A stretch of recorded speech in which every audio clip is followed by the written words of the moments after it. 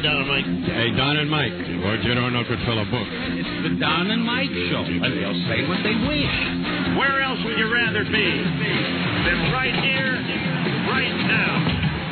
So just let me say that, I could use their efficiency. I was finding these tapes before the show every day. A true story. He was a neo-Nazi. Hi, guys. One true enemy. Himself. A man of faith. A man of hate. And a soul torn apart. Viewer discretion advised. Hi, Rob. I'm pretty sure that after we do this show for a while, pretty soon the tapes will start being in the same place every day. I hope so. It could happen. Good afternoon, Mr. and Mrs. Measurement and all the ships at sea. Broadcasting from the zone of uncertainty, It's Don Geronimo and Mike O'Mara. Thank you, Robbie, and hi, and thanks for listening, everybody. It's the Don and Mike Show, a new episode on this Thursday, December 5th. Right. Phone number 877-365-3636. Hi, Don and Mike. Buzz Burbank here. There you go. Wow. Even with the snow, that was so incredibly tight. Perfect. On a dime. See, the thing is, I guess I along with, must be the only ones who realize that there's a slight format at the beginning of the show. That there's the tape that says that we have more bling, and then there's the tape that says you can call from anywhere. Right, and at the very end, especially, they've got to be all sequential. And they were of course not stacked up. And then how many days in a row have I been playing this thing in the music? Okay, well now you got to understand it's not computerized. These are all on 8 tracks. Very, very delicate and sensitive. They're on cartridges. And again today, the main workhorses I've got when we're playing that music, I work off that, and I work off that. That's what I work off of. Yeah, the Dennis elements. Yeah, well, the Dennis elements, of course, were not laid out. And we come into the studio, and everything else is laid out perfectly. Right. For a change today, all the computers are on right. Good. All the prize sheets are out. All the buttons appear to be in the right place. But right as we hit the music, I turn to Rob and I go, "Where's the call in now tape?" Rob goes scurrying for that. Then I got to say, "Where's the wah-wah? Where's the woo?" And meanwhile, Buzz is doing wind sprints up and down the hallway outside the studio. Now, I don't know who to rank on. Is this a Joe problem or is this a Diego problem? I do not know. But that was odd. The call anytime was in a place it's not usually, so I'm not sure why. Well, now, Joe, do you want your theme before you come in? Sure. Yeah, Joe needs his theme. Play him in. Grab Joe's theme? Yeah.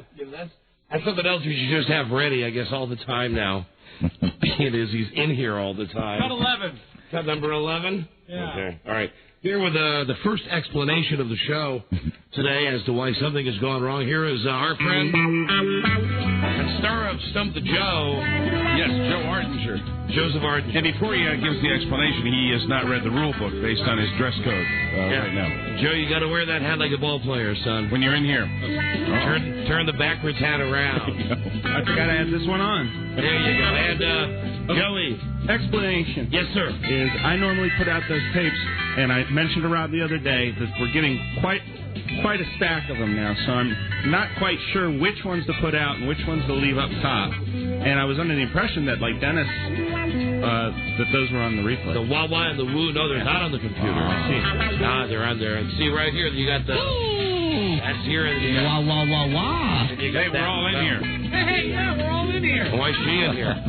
Why is she in here? Because she's beautiful. What, is this a problem for me to be here? I'm just wondering why. Why are you're in here? you here? Oh, God, now kids. Why am I here? I'm here because this is my room during the show. Oh, I'm sorry. I didn't see her name on the door. Oh, my God, not again. No, I actually came in because I had one of the cards, the thank you. Oh, this one? Thank you. That one? That one. I had that in the other room doing some editing. Well, Travis was doing the editing for me. So are they all here now? Yes, they're all here now. And we're all here now. But we're enjoying the Joe theme as well. Here's the solution. Okay, to Joe. our problem. Executive decision. When you and Rob figure out which ones are priority, and we'll make a separate stack at the top, and then every day I'll make sure that the prioritized ones are out and ready to rock. That was Joe Ardinger in the role of executive. All right, thank you, Joe. Thank you. J.E. Joe Executive. Joe Billy Hardinger. Executive numb. You and I will have to take a meeting after the show to prioritize the tapes. How's 9 p.m. for you? Even though they're the same tapes that we play at the same time every day. Probably our regular listeners know the order of the tapes by now. Well, maybe the listeners can come to the meeting. All right. Hi, everybody. Executive decision. I think I'll chew a Vicodin whole. And it's another great day when you can tell that some bug has crawled up Lisa's ass. 'Cause I just imagine, what is she doing here? It's like, you know, sometimes as soon as Joe comes in, Lisa comes in, and then in the merry, merry month of December. Then we are all here. There's been a strange energy all week. I mean, it's been in the studio. It's been in the phones. We're all here. You know what, Mike? I don't know about you, but I need to calm and center myself. That's always a good idea. Right now. Fake newsman Billy O'Reilly and the thought of the day. Excellent. Billy, what say you? I smoke marijuana every other day. There you go. Wow. Billy O'Reilly. Man, yesterday was the heroin. Fake newsman, thought of the day. I smoke marijuana every other day. He's like doing a character voice there, too. Thank you, Bill. Hello, Don and Mike Show. Hey. Hey, hi. Who's this? This is Don and Mike. Who's this? Hey, Don. This is my room. You just said to Lisa, this is my room. What?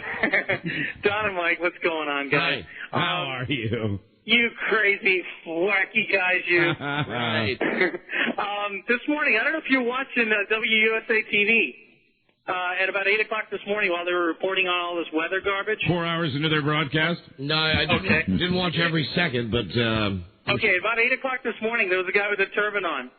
That was me, all right? They interviewed me, and before they interviewed me, they were talking with... there's a guy named Bob Buchanan who does the reports. And he vehemently makes sure to mention to me that he has no relation to the other Buchanan.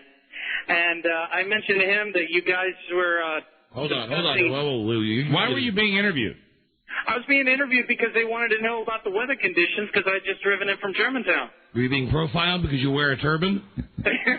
No, actually, it was just I happened to be at the Dunkin' Donuts right there, and they pulled over and said, hey, would you like to be interviewed? I guess they thought having a guy in a turban would make them appear to be inclusive. Anyone can get on Channel 9. I don't know, man. Credibility or whatever it may be. But our own Rob Spiewak was interviewed by Channel 9 3 years ago on a snowstorm. When all you got to do is drive into a ditch. Rob ran his car into a ditch. Now, I would love someday, I aspire to be talking to a man named Collins. Yeah. Ah, yes. Pat Collins. That's the man who knows how to do snow cover. And a man who wears hats well. Anyway, the point, Haji, the point of all of this is... Oh, cute. The point of this is apparently there's a joke going on in the station in the background that about the whole teasing that you guys do with Buchanan. When I brought it up to the reporter and to the camera guy, they just kind of smirked at me about how you guys make fun of him and about him having his own special potty seat and all that other stuff. No. It's Gordon Peterson who has his own potty seat, and Gordon Peterson who goes in his pants. We are big fans of Mike Buchanan. Mike Buchanan is just known to climb up a ladder once in a while and drop trout. He's a crazy man. Hello, Don and Mike Show. Hi, Don and Mike. How are you? Hi, we're great, thanks.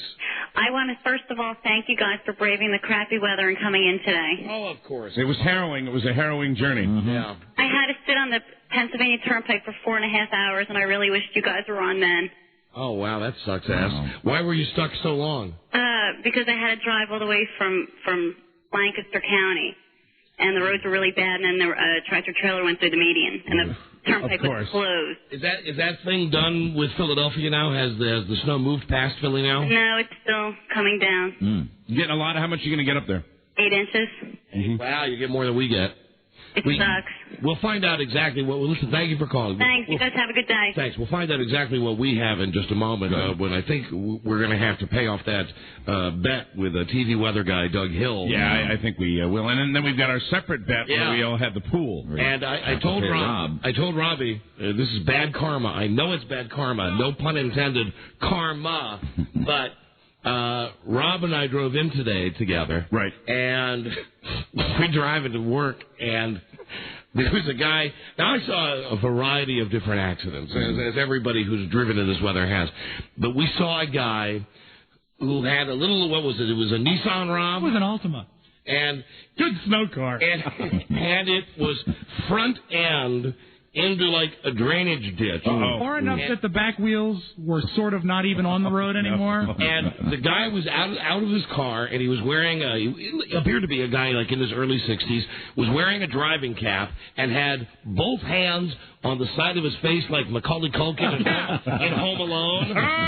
Yeah, and he was just walking around looking at the car with his hands on the side of his face. And Rob and I both immediately started laughing, and I said, this is such bad karma that we're laughing at a guy who's been in an accident. No, he brings it on himself because, and we saw them on the way in, the people that have nothing to do, that are just out driving because it's time to go drive in the snow. Right. This is all-time great BM eater. Right. Oh, so you made that assessment of the guy that he was a BM just eater. out driving? Absolutely. Yeah. Absolutely he was. And also almost as bad as people that need to go out and walk. Oh, that was another thing pissing us off. That there are the walkers in the middle of the street. Damn them. On real roads, though. I mean, not in subdivisions and not on sidewalks. We're talking about on major roads where the speed limit's 45, 50 miles an hour. Those are the essential walkers. People were just out walking, enjoying this. And I saw today, classic moment.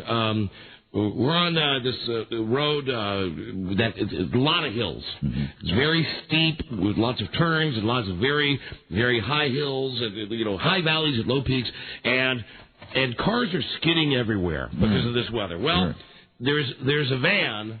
And it was stuck going halfway up this hill. It was in a patch of ice. Right. And the guy was just flooring it. And the wheels were just... And the thing wouldn't move. So I was about 8 cars behind, and I'm watching this. His buddy jumps out on the passenger side, and his buddy's got a snow shovel. Oh, God. And while the guy in the van... Were they dressed like Laurel and Hardy? While the guy in the van is still gunning the gas... Which is the classic Washington move. I mean, if you hear that, you go right down to the floorboards with the accelerator, hoping you get more traction. He's going... Vroom, vroom, vroom. This guy, with the shovel, is attempting to dig out the back wheels of the car while the wheels are spinning, and then now he doesn't get the shovel caught in the wheels that are going backwards, but he could have. But somehow, just because the car is rocking back and forth, the car starts to slide backwards. Oh my God! And almost a fatality, and almost runs over the guy. I mean, nothing happened. Oh, good. But it's just. It has to be a Washington, D.C. phenomenon that I, again, blame the television people. Idiot alert. For working people into such incredible frenzy. Listen, we got about 6 inches of snow. Right. They've done an outstanding job of clearing the road. They have indeed. In many of the secondary areas, the roads are not clear, but generally speaking, your main highways, they're absolutely beautiful. They've done a great job. There is no need to panic. No need to panic. If you have a Buick Park Avenue, you probably want to leave it in the garage if you're off one of those back roads. And that's the thing. I think people maybe got to go out because even as I'm watching on TV today, this is where the news guys, the weather guys, lose a little credibility.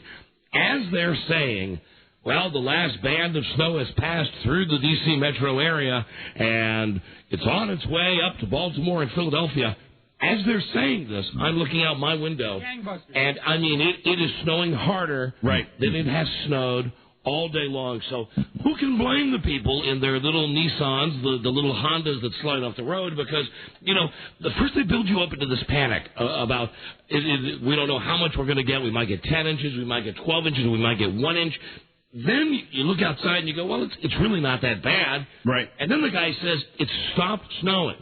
We're looking on Super Doppler, and it stopped snowing. It stopped snowing? I'd like you all to get into your cars now. And meanwhile, you look outside, and it's snowing heavier than ever. Right. Maybe you do panic. Maybe you say, well, this might be the storm of the century. Maybe I'd better go get me some bread, milk, and toilet paper. It's circling around, coming in for another bout. And the weatherman who called us yesterday, Doug Hill from Channel 7, who we're going to call in a second and pay our bet off with. I would assume that all the weathermen will be feeling their oats today, feeling a little cocky. Yeah. He gets the prize. The Channel 7 has the greatest hype ever. Yep. And this is exactly what they call it. Right.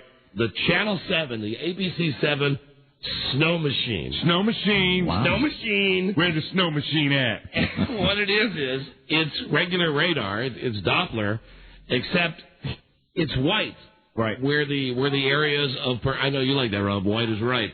Where the areas of precipitation are, it's white, so it you can really see the snow on the snow machine. Shows you just where it's snowing. So last night, Doug Hill premieres this brand new piece of technology, the ABC 7 Snow Machine. Snow machine, and it shows the entire Washington metro area covered in white. Yet it's not snowing yet because it's still too cold. Right. That the snow is evaporating before it hits the ground. So the snow machine is lying to you. So he's debuting his brand new snow machine. Snow machine. And the snow machine is showing that it's snowing, right. But it's not snowing. Think they're all patting themselves on the back today? Yeah. They all nailed it. Sure. I believe so. Rob, why don't you go out right now, get your measuring stick. Now, Rob, I still am concerned about a measurement on the grass. Is that going to be accurate? What is your technique going to be? I will take several readings out there. The thing is that the snowblower has just come by on our sidewalk again. Yeah, so the sidewalk he can't measure. I'm thinking I might be able to get an accurate reading at the apartments next door. Yeah. So we'll see. Don't you get gang raped. Wouldn't you like to see that? Again. Then you have to pay off a bet to me. Go on over and give us a call when you get there. Now, keeping in mind that we have the following bets among all of us. Frida is obviously a giant loser. My wonderful child bride had $20 that we would just get slush. Right. So she's $20 looser. That's wrong. I said 2 inches. Obviously, we got more than 2 inches, so I'm $20 looser. That's right. $40 off of my pant pocket. Yep. Buzz said 4.5 inches. Right. Lisa said 4 inches. Mike has 5 inches, and Rob has 5.5 inches. All right. Rob is going out now. I think we're all in agreement, though, that we lost our bet to TV's Doug Hill. We definitely got between 4 and 6 inches here in Fairfax. And here he is right now from ABC 7, the man who invented the snow machine. The snow machine man himself. It's Doug Hill. Doug? Yeah. Gosh, so many corrections to make of you guys in so little time. He can gloat. He is entitled to gloat, ladies and gentlemen. Especially today, now that I sound like Barry White, baby. Yeah, boy. Not a good time for you to come up a little lame with your throat. All right, go ahead. Let me set you straight. Correct us. The ABC 7 Snow Machine is a real deal. What it was designed to do is take all those green blobs that you see on live Doppler and mean something. People don't get too hyped up if they think, my God, a green blob is headed for our county. So this computer program, this algorithm measures. I'm not going to get real scientific on you, but because I know we're dealing with limited folks here. But it takes raindrops and snowflakes and ice pellets. When they're blown by the wind, they vibrate at different frequencies, and that frequency is read by Doppler radar. Well, the different type of, whether it's a flake or a snowdrop or an ice pellet, gives off different frequencies. And this computer system reads those and therefore is able to tell whether it's raindrops, snowflakes, or ice. And that's real important in this area because we always have the rain-snow line up and down 95, right. Less south and east, more north and west than that. So it just so happened last night that it was picking up at the scan level at 8,000 feet. It was snowing. So that was real snow. It's just the air was so darn dry that it just evaporated before it hit the ground. Well, Doug, that's what I'm saying, though. No, that isn't exactly what you say. You had to take a cheeky at it. No. I'm watching you last night. You say we have something brand new. Brand new. The snow machine. Mm-hmm. And look, the snow machine says it's snowing, but it's not really snowing yet. If you were up like 8,000 feet, I would have been right. Ladies and gentlemen, you are listening all across the country. You are listening to a man who truly digs what he does for a living. Yeah. I mean, Doug Hill, of all the weathermen, and I will give him a compliment. We don't share those with weathermen very often, but I will tell you, Doug, you dig what you do. I know this. I've watched you for years. You love it, and I know you love your snow machine. Let's give him a chance to gloat. I'm not gloating. No. And Doug, you're deserving of it. We bust balls all the time. We do. We bust balls. You nailed it. I mean, you aced it. The whole thing. I mean, you got it right. You got it dead right. Thank you. Hold on. Tell the president I'm talking with Dynamite. Sorry, these interruptions. Doug, we know that we received over 4 inches of snow. Yes. You have won $500 for your favorite charity. Thank you. Name the charity, and we will send the check to Channel 7, care of you, but we'll make the check out to your charity. Name it. Do you know what it is? Yes, go ahead. The Rockville Pregnancy Center. Rockville Pregnancy Center. Mm-hmm. Got it. That's a cool deal. Excellent. All right, Doug, we'll put those in the mail tomorrow. That's a promise.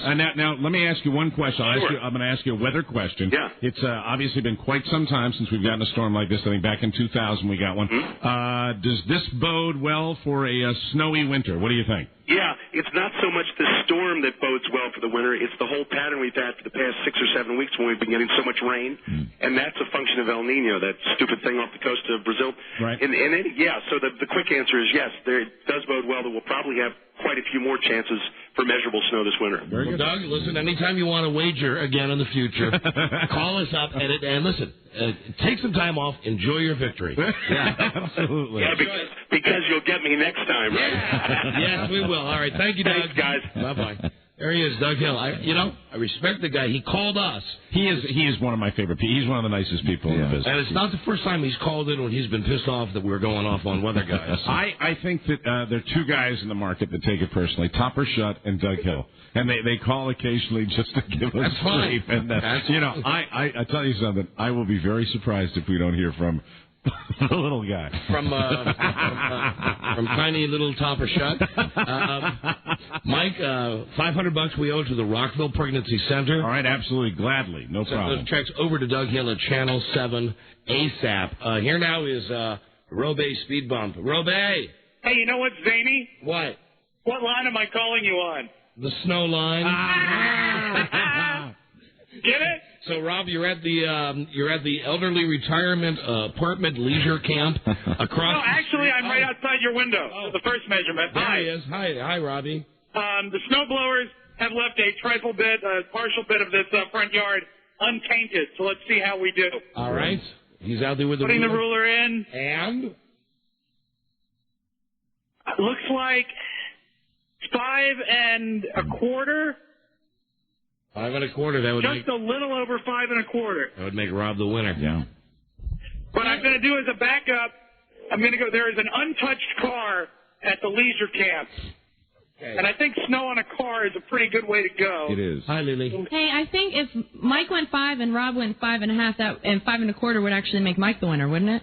It would be a tie. It would be a tie. Then they would split the money. Mm-hmm. Oh, okay. All right, we said we're not doing it. Now, what you're going to do is take the average of 3 measurements, right? Is that what it's going to be? Well, I don't know. I don't think we've thought that far. No. Okay. I mean, I'm willing to accept 5 1/4. 5 1/4? But let's see. He's going to go to a car to see what a car says. Very good. What does the car say? I'm freezing. Going down the hill here. Okay. Right. Don't fall, Rob. Oh, I know you'd hate that. Rob, come on, man. Well, then you'd be able to put both hands on the side of your face, Rob, and go, oh no. Okay, this is some sort of Toyota product. All right. I know you don't like the imports, Rob. What does the magic of the ruler say? This can't be right. 4 1/2. Ooh, okay. Obviously, there's been trouble here. That's my number. All right, now we're going to have to average those. I like this so far. All right, then we're going to have to get a third measurement somewhere. Can you find an open field area that has not been tainted? So it's 5 1/4 in front of the station. Right. However, there was a snowblower working out there. It's 4 1/2. Did he say on the car? On the car. Yes. Mm-hmm. 5 1/4 again on the grass over here. All right, so that's at the grass at the old folks' home? Yeah. All right, now average the 3. 14. So hold it. I think you need to throw out the 4 1/2 as a statistical error because how can there be a difference between 3/4 of an inch between 20 yards? Our criteria was that we were taking the average. I believe that was your criteria. No, Mike, I don't think we ever mentioned at any time yesterday we would be averaging 3 together. I don't. No, but Mike keeps talking about it like it's gospel. Can't we just split it, Mike? Rob, I mean, whatever you wish. The average is 4.8 if you average those 3 together. But we never said we'd average the 3 together. That's right. So down behind the station. So we have to determine what is the accurate measurement. I think we go with since we got 5 and whatever it was, 5 1/4. Since we got that in 2 different spots, right? That's probably the most accurate measurement. Down behind the station, near where the air conditioner green box is, like where you turn in to come in the parking lot. Right. It's 5 7/8. Okay. 5 7/8. So that might be drifting, though, if it's at the corner of the building. Could be. So let me go up to halfway up this hill. This is impossible. The third measurement was 4 1/4 or 5 1/4? 5 1/4. Okay, then that averages it out to a clean 5 inches. A clean 5. I got even 5. 6 inches up the hill. One of the beautiful things about this hill is there's no tall trees around it. The official reading is 6 inches, not that it matters, for Fairfax. Oh, so that's the official reading? Yeah, 6? from the National Weather So I Service. just got 6. Let me go across the street. We said, that the right. reading. No, I know. And really, if we want to be technical, we go with the reading right in front of the station. Because when I mentioned the bet yesterday, I said right here, I pointed right in front of the station. And I think that's what we should go with, which was 5 1/4. And that means Mike's a winner and Rob's a winner. Done. You guys each split the $120. Very good. All right? Very cool. You want one more reading from across the street? Yeah. I already hit the button. Why not? Go ahead. All right. How you doing? Where are you now, There's Rob? cars coming. He's crossing the street. Can't cross. Oh, no, don't worry about it. Come on inside, Rob. Don't risk your Okay. life, Rob. No, he was going to go all the way across the street by the nail salon. You've got the money. Come on back. All right. So do I. You got half the money. It's a windfall, Mike. Congratulations. Hey, way to go, Rob. Right back at you. So let me Talk see. to you later. There's $120 total. Right. Which means, Mike, here is 40 from me. Okay, I'm done, so the rest of the money goes to Rob. The rest of the 60 goes to That Rob. covers Frida and myself. Wait a minute. Hold on. Yes. What? No, then that means Why are you reaching for my money? What are you It's doing? Now in my What possession. are you doing? because you each win 60 total, counting all of your monies. Oh, So you only get handed 40. So I gave you my 40. My 20 Yeah, because and my Buzz's money goes 20. into the total, too. Right. So my money and Buzz's money goes to Rob. All right. May I ask you a question? Being as I can see your belly and your belly shirt.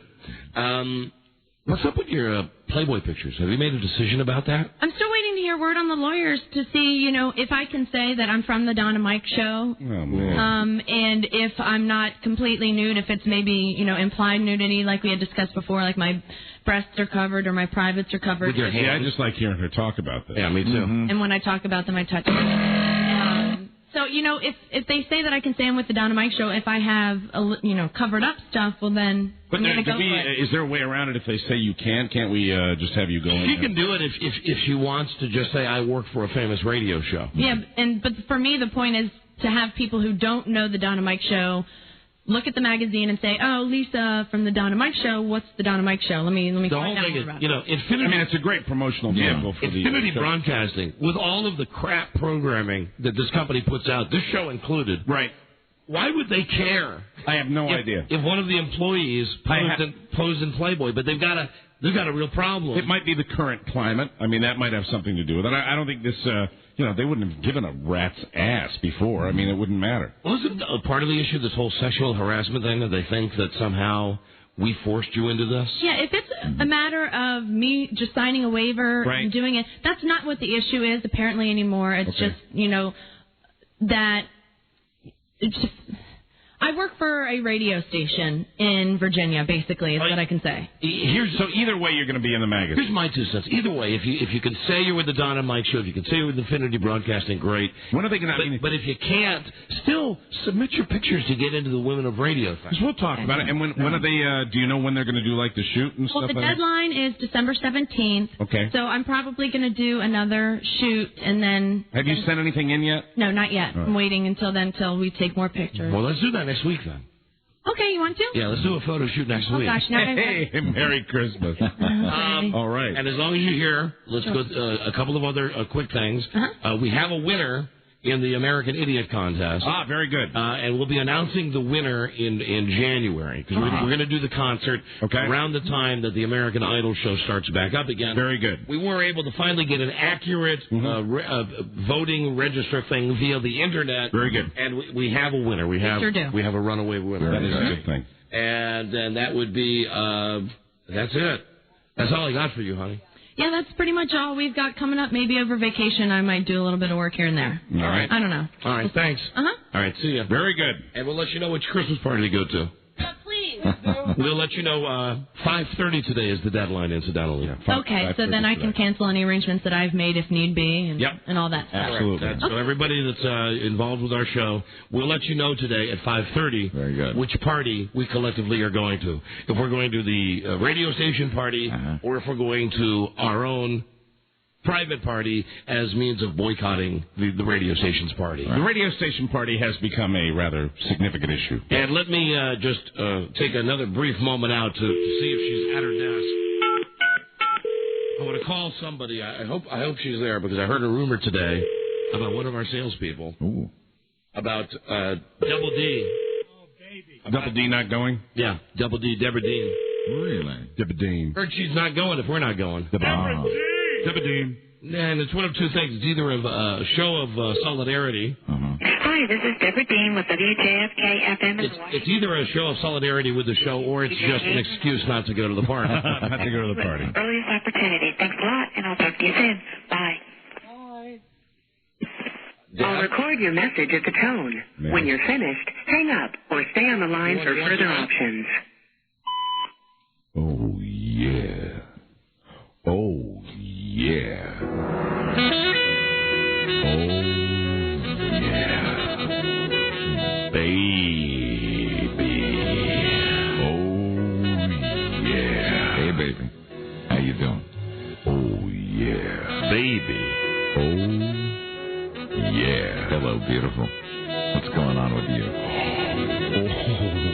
yeah. Yeah. Looking forward to seeing you. Thank you. If you'd like to add to your message, enter 1. No need. To listen to it, 2. Yeah. Oh, yeah. Oh, yeah.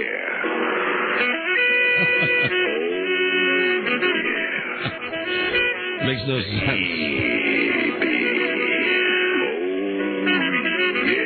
Hey, baby. How you doing? Oh, yeah. Baby. Oh, yeah. Hello, beautiful. What's going on with you?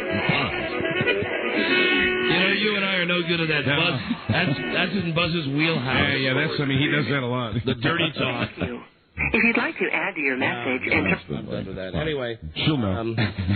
That's what I heard. She'll know who it is. One of the salespeople here said that if we're not going to the company Christmas party, well, God damn it, she's not going to the Christmas party. That's the way it is. So we say thank you to Deborah. That's the name of that tune. Hello, Don and Mike Show. And I say bully for you.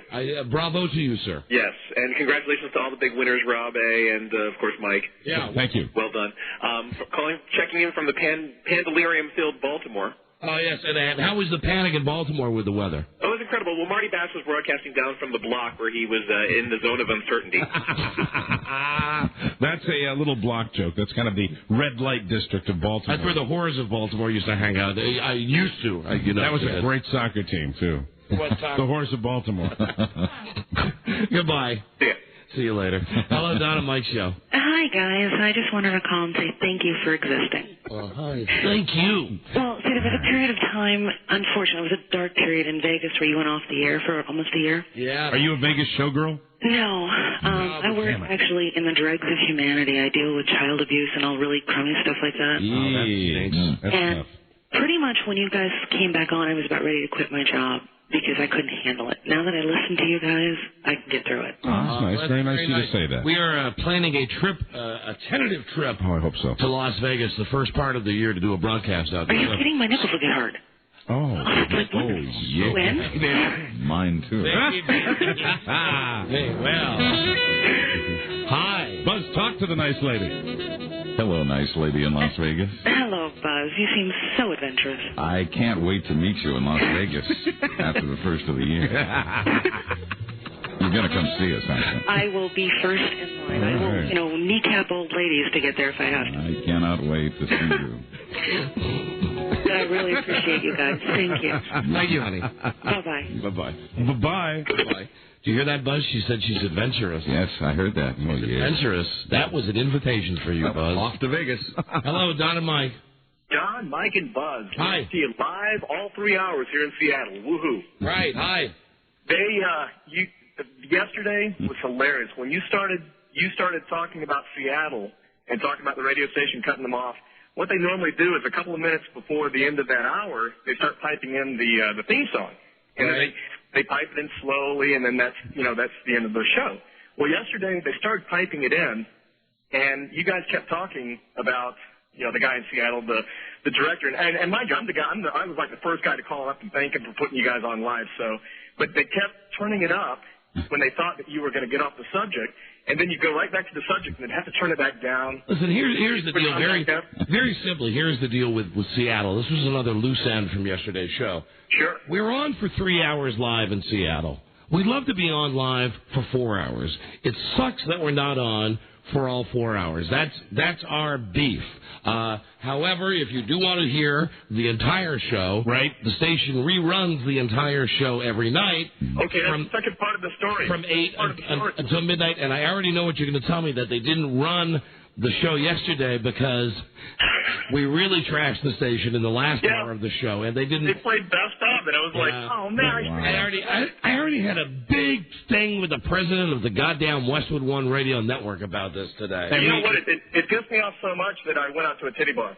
Okay, thank you, my friend. I just wanted to leave you swinging. All right, bye-bye. You know, we didn't realize, because of the great communication that we were on, the entire show was 4 hours. Yeah. You know, we didn't know that. We only knew about the 3 hour part. So, I mean, if there's something that you want to hear again, or you want to hear the end of the show in Seattle, just listen to the station at night. Right. And it's 3 hours now, and I guess that's the way that it's going to be. And if you don't like something you hear in the 3 hours, go have dinner, listen at 8 o'clock at night, and see if it it appeals to you at that point. Right, but it's still, call the station manager, and his name is Tart. Call him and tell him that you really want the 4th hour of the show live. Very good. On KQBZ in Seattle. Yeah. Hello, Don and Mike. Hi. Proud to be the 18th Arbitron rated station in Seattle. That's going to improve. Seems to me they could use the help. They could use the extra hour. We're coming on strong. Hello. Hey, in the Snowbat, Lisa went with 4 inches. Is that a common number for her in her life's travels and relationships? You know, I would think you'd have to ask Lisa herself if 4 inches would be a common number for her. I think it probably is the boyfriend she's currently with. You want to aim that high? See ya. We're starting a new bet pool. See you later. I don't even want to know how we're going to pay off that bet. I'm not going to measure it. You can keep the ruler, though. Hello, Don and Mike show. Last call. We must break. Hello. Hey, guys, listen. Public access radio star right here. Me, Jimmy Preston. And I'm asking you for a little advice. All right, go ahead. We're getting sued for $12,000 because we put some free porn up on our radio show website. And it went around the world 350 million times. Yeah. Okay. Now, I've got to change my name because I'm trying to hide from the FBI. So. Now, wait, hold on. How much?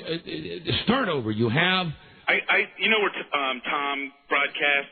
Yes, and that is it's a radio station that's on a cable channel. Yeah. So we're on cable TV. What kind of porn was it? It was really good, guys. Well, what kind was it? Well, you take the mouse, and you got this picture of a girl with a really tight white half shirt. Hey, hold on a second. I have to go to Jason in Seattle, who has an update. Let me see. Where is he? Jason? Hey, Don. Hi.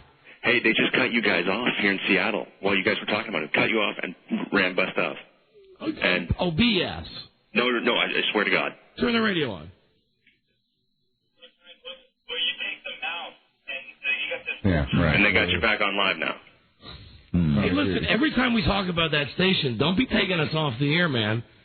It's insane. It happened yesterday, and then it happened, and then last night when they were running your they usually run. So you mean whenever we mention KQBZ, they're gonna take us off live? Let's see. Because we'll have the delay. Let's have it turn it up. KQBZ is the 18th rated radio station in Seattle, and we think the ratings would be better if they would run all 4 hours of our show live. Let's see if they say that. Will you turn the radio up and let us hear it? Sure thing.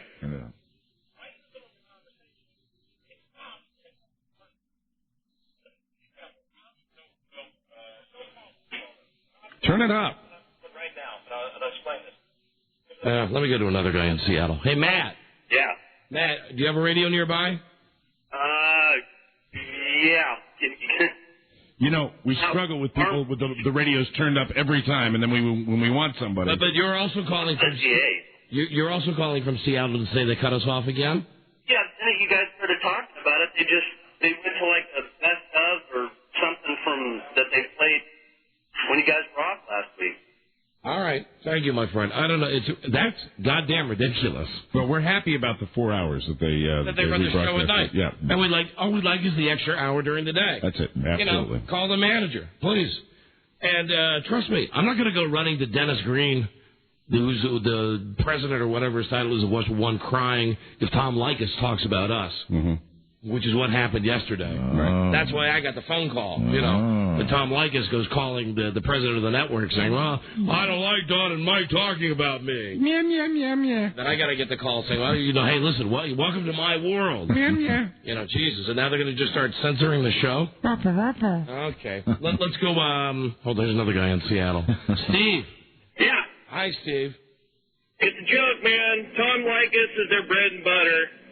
He's been the only reason that they get the ratings, and they want to shaft you guys to listen to his old dumb Elton John fat ass lookalike. Well, listen, whatever. We like the hour. That's probably going to be. We'd like the hour. That's our only. I think we've made that clear. Is that we'd like the hour? I think we've made that clear. Thank you. We're just happy to have you guys up here for at least 3 hours. Well, now hold on. I got another guy in Seattle, Brian, who says now they've gone to best of again. Brian. Brian, who's that? This is another guy. Brian, are you there? Yes, that's us. Brian. Yeah, here. Brian, now what are they playing right now on KQBC? What, Brian? Did Brian hang up? Stuff right now, you guys. Who is this speaking? This is still Steve. He hasn't hung up on me yet. They're playing the Thanksgiving rerun that they played. Steve? Yeah.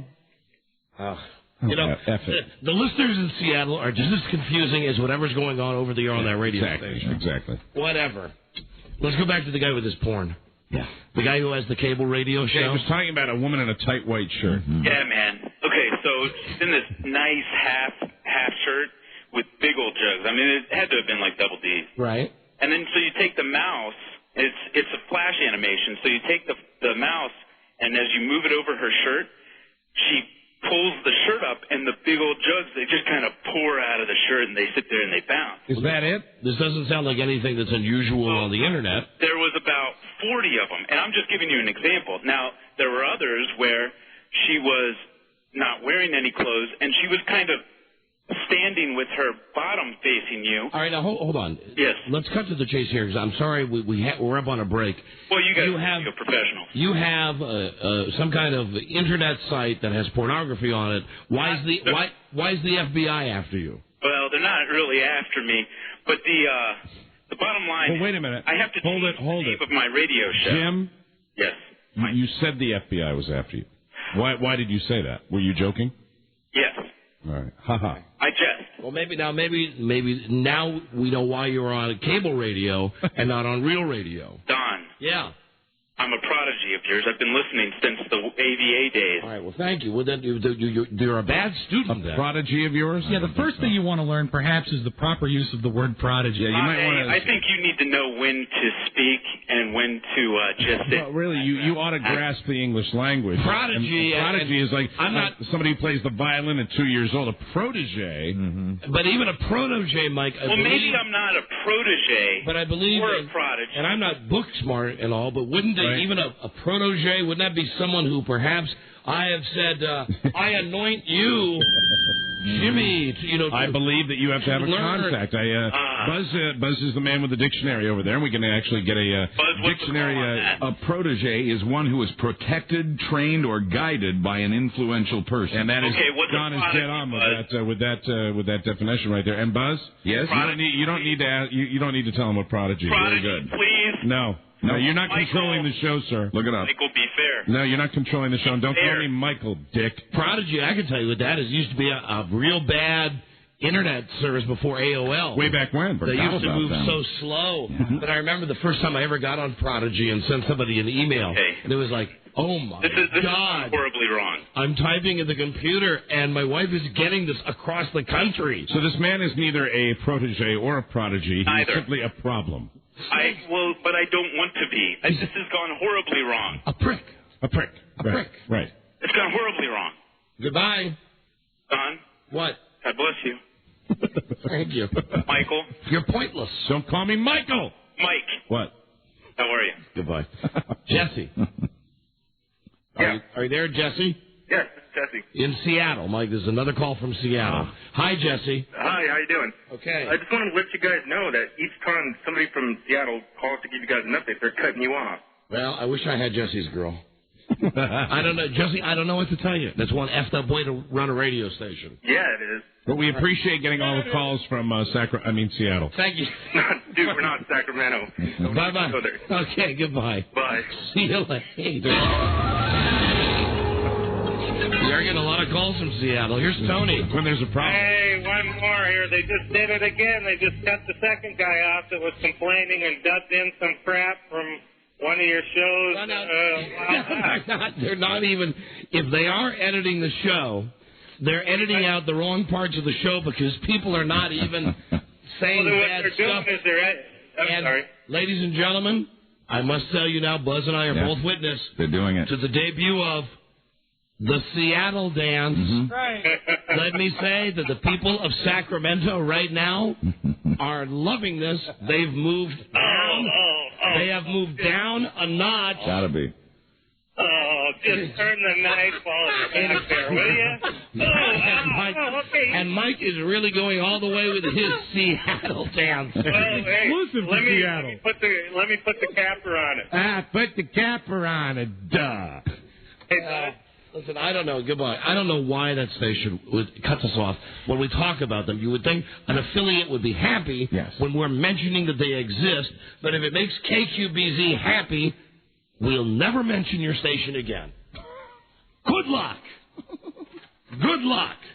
Godspeed. Proudly wear the sign that says, "We're number 18. Woo! 18 is... 18 and I like it. Thank you, Mike. Clear the lines now. Let's get a caller number 100. Phone number is 877-365-3636. You know, most of those people from Seattle really didn't even have bad stuff to say. No. They were just commenting, saying, hey, we wish the show was on for 4 hours. They seem to get very excited about it. They sure did. They start their own dance now. Oh, my God. When did this happen? Yesterday. You realize that less than 24 hours we've gone from banning all Sacramento callers on the show to now having a dance for Seattle, meaning officially that in the minds of you, Mike, and you, Rob, Seattle is now the city whose phone calls we detest the most. I don't know. It might be a tie. Yeah, it might be a tie right now. It's a tie? So everyone try a little harder. If you had to break the tie, though, I'm going to go each of you right now. Sudden death. Mike, you got to pick one, either Seattle or Sacramento. You mean as far as the city we would take calls from? Yes. You're going to be surprised. Today? Yes. Sacramento. Wow. Robbie. Overall, you still have to go Seattle because Sacramento has a history. Yeah. All right, he's got a buzz for the tiebreaker. I would have to say continue to exclude the Sacramento calls. Take the Seattle calls. Yeah. All right. Yeah. Seattle's the winner today. You know, I've softened on Sacramento. I really have. Hello, people. I love you. Doesn't mean if the band starts to play, I'm not going to stand over here and do the Space Needle. So officially today, there's no calls from Seattle then, right? Right. All right, no calls from Seattle. And we're still enforcing, based on that vote, we are still enforcing the Sacramento ban. Is that right? No, Sacramento would have the ban lifted. I think we can really... I voted to take calls from Sacramento. I think realistically we can only ban one city at a time from calling in. If we ban... I just think it's bad if we start banning more than one city at a time. Well, you have to vote, too. Yeah. Because now, Buzz, I voted that we take calls from Sacramento. Buzz and Rob have voted to exclude Sacramento, and so you're the tiebreaker. But what if I agree with you? Then we're still tied. No, it would go to... Let's go to Joe Ardinger. I vote that we exclude Seattle and take calls from Sacramento. All right, so that is a tie now that we have 2 votes for taking calls from Sacramento, 2 for taking them from Seattle. All right, I have to call JWA. Let's call Joe Billy right now. All right, Joe, you're going to break the tie. Which city does not get to participate today, Seattle or Sacramento? Seattle will not be participating today, and I'll tell you why. He knows. He's on the front line. Why, Joey? Because I don't care if your station can't handle our show. To hell with you. We need people to participate and have fun. Very good. And I'm inviting Sacramento to be good callers today and have fun. Listen to the show and then participate. Don't try to run your own show. There we go. Thank you, Joe. Turn out. Bye-bye. Rob, Bye-bye. Titty bar out. Rob, you look like you're questioning that decision. This is flawed logic. This is like saying... this is flawed. This No, is it's not, flawed. This Rob. is like saying nobody shoot Italians in 1942. Just killed Germans. You have... It always gets back to him with you, doesn't it? You have got to focus on the big picture, Don. He always works Adolf into this. Big picture. He does indeed. All right, call now. Call 100 unless you live in Seattle. Call now. Good luck for the secret sound. This is the Don and Mike Show. I can't believe fine-ass bitches like yourself eat that shit. There ain't no fast food makes girls fart. Hey, what's all this talk about farting? Hi, Brent. This is Brent. He's the best, too. Brent, tell these sillies that girls don't fart. The Don and Mike Show. Of course they don't. Only skeevy stoners fart. Stoners, the Don and Mike Show. That's the outro. Are they having a good time? Sure, why not? Feels good. Don and Mike. Ladies and gentlemen, your Ohio State fighting, marching, what are the Ohio State? I'll nail it for you because my buddy Bill has a name for it, and they're not. It's not just the Ohio State University band. There's a what are they, the Buckeyes, like best damn band in the land or something, but I don't know what they're. Is it the Ohio State Buckeyes? Is that what they are? The Buckeye band. Well, anyway, here they are. Can you name the song yet? Hold on.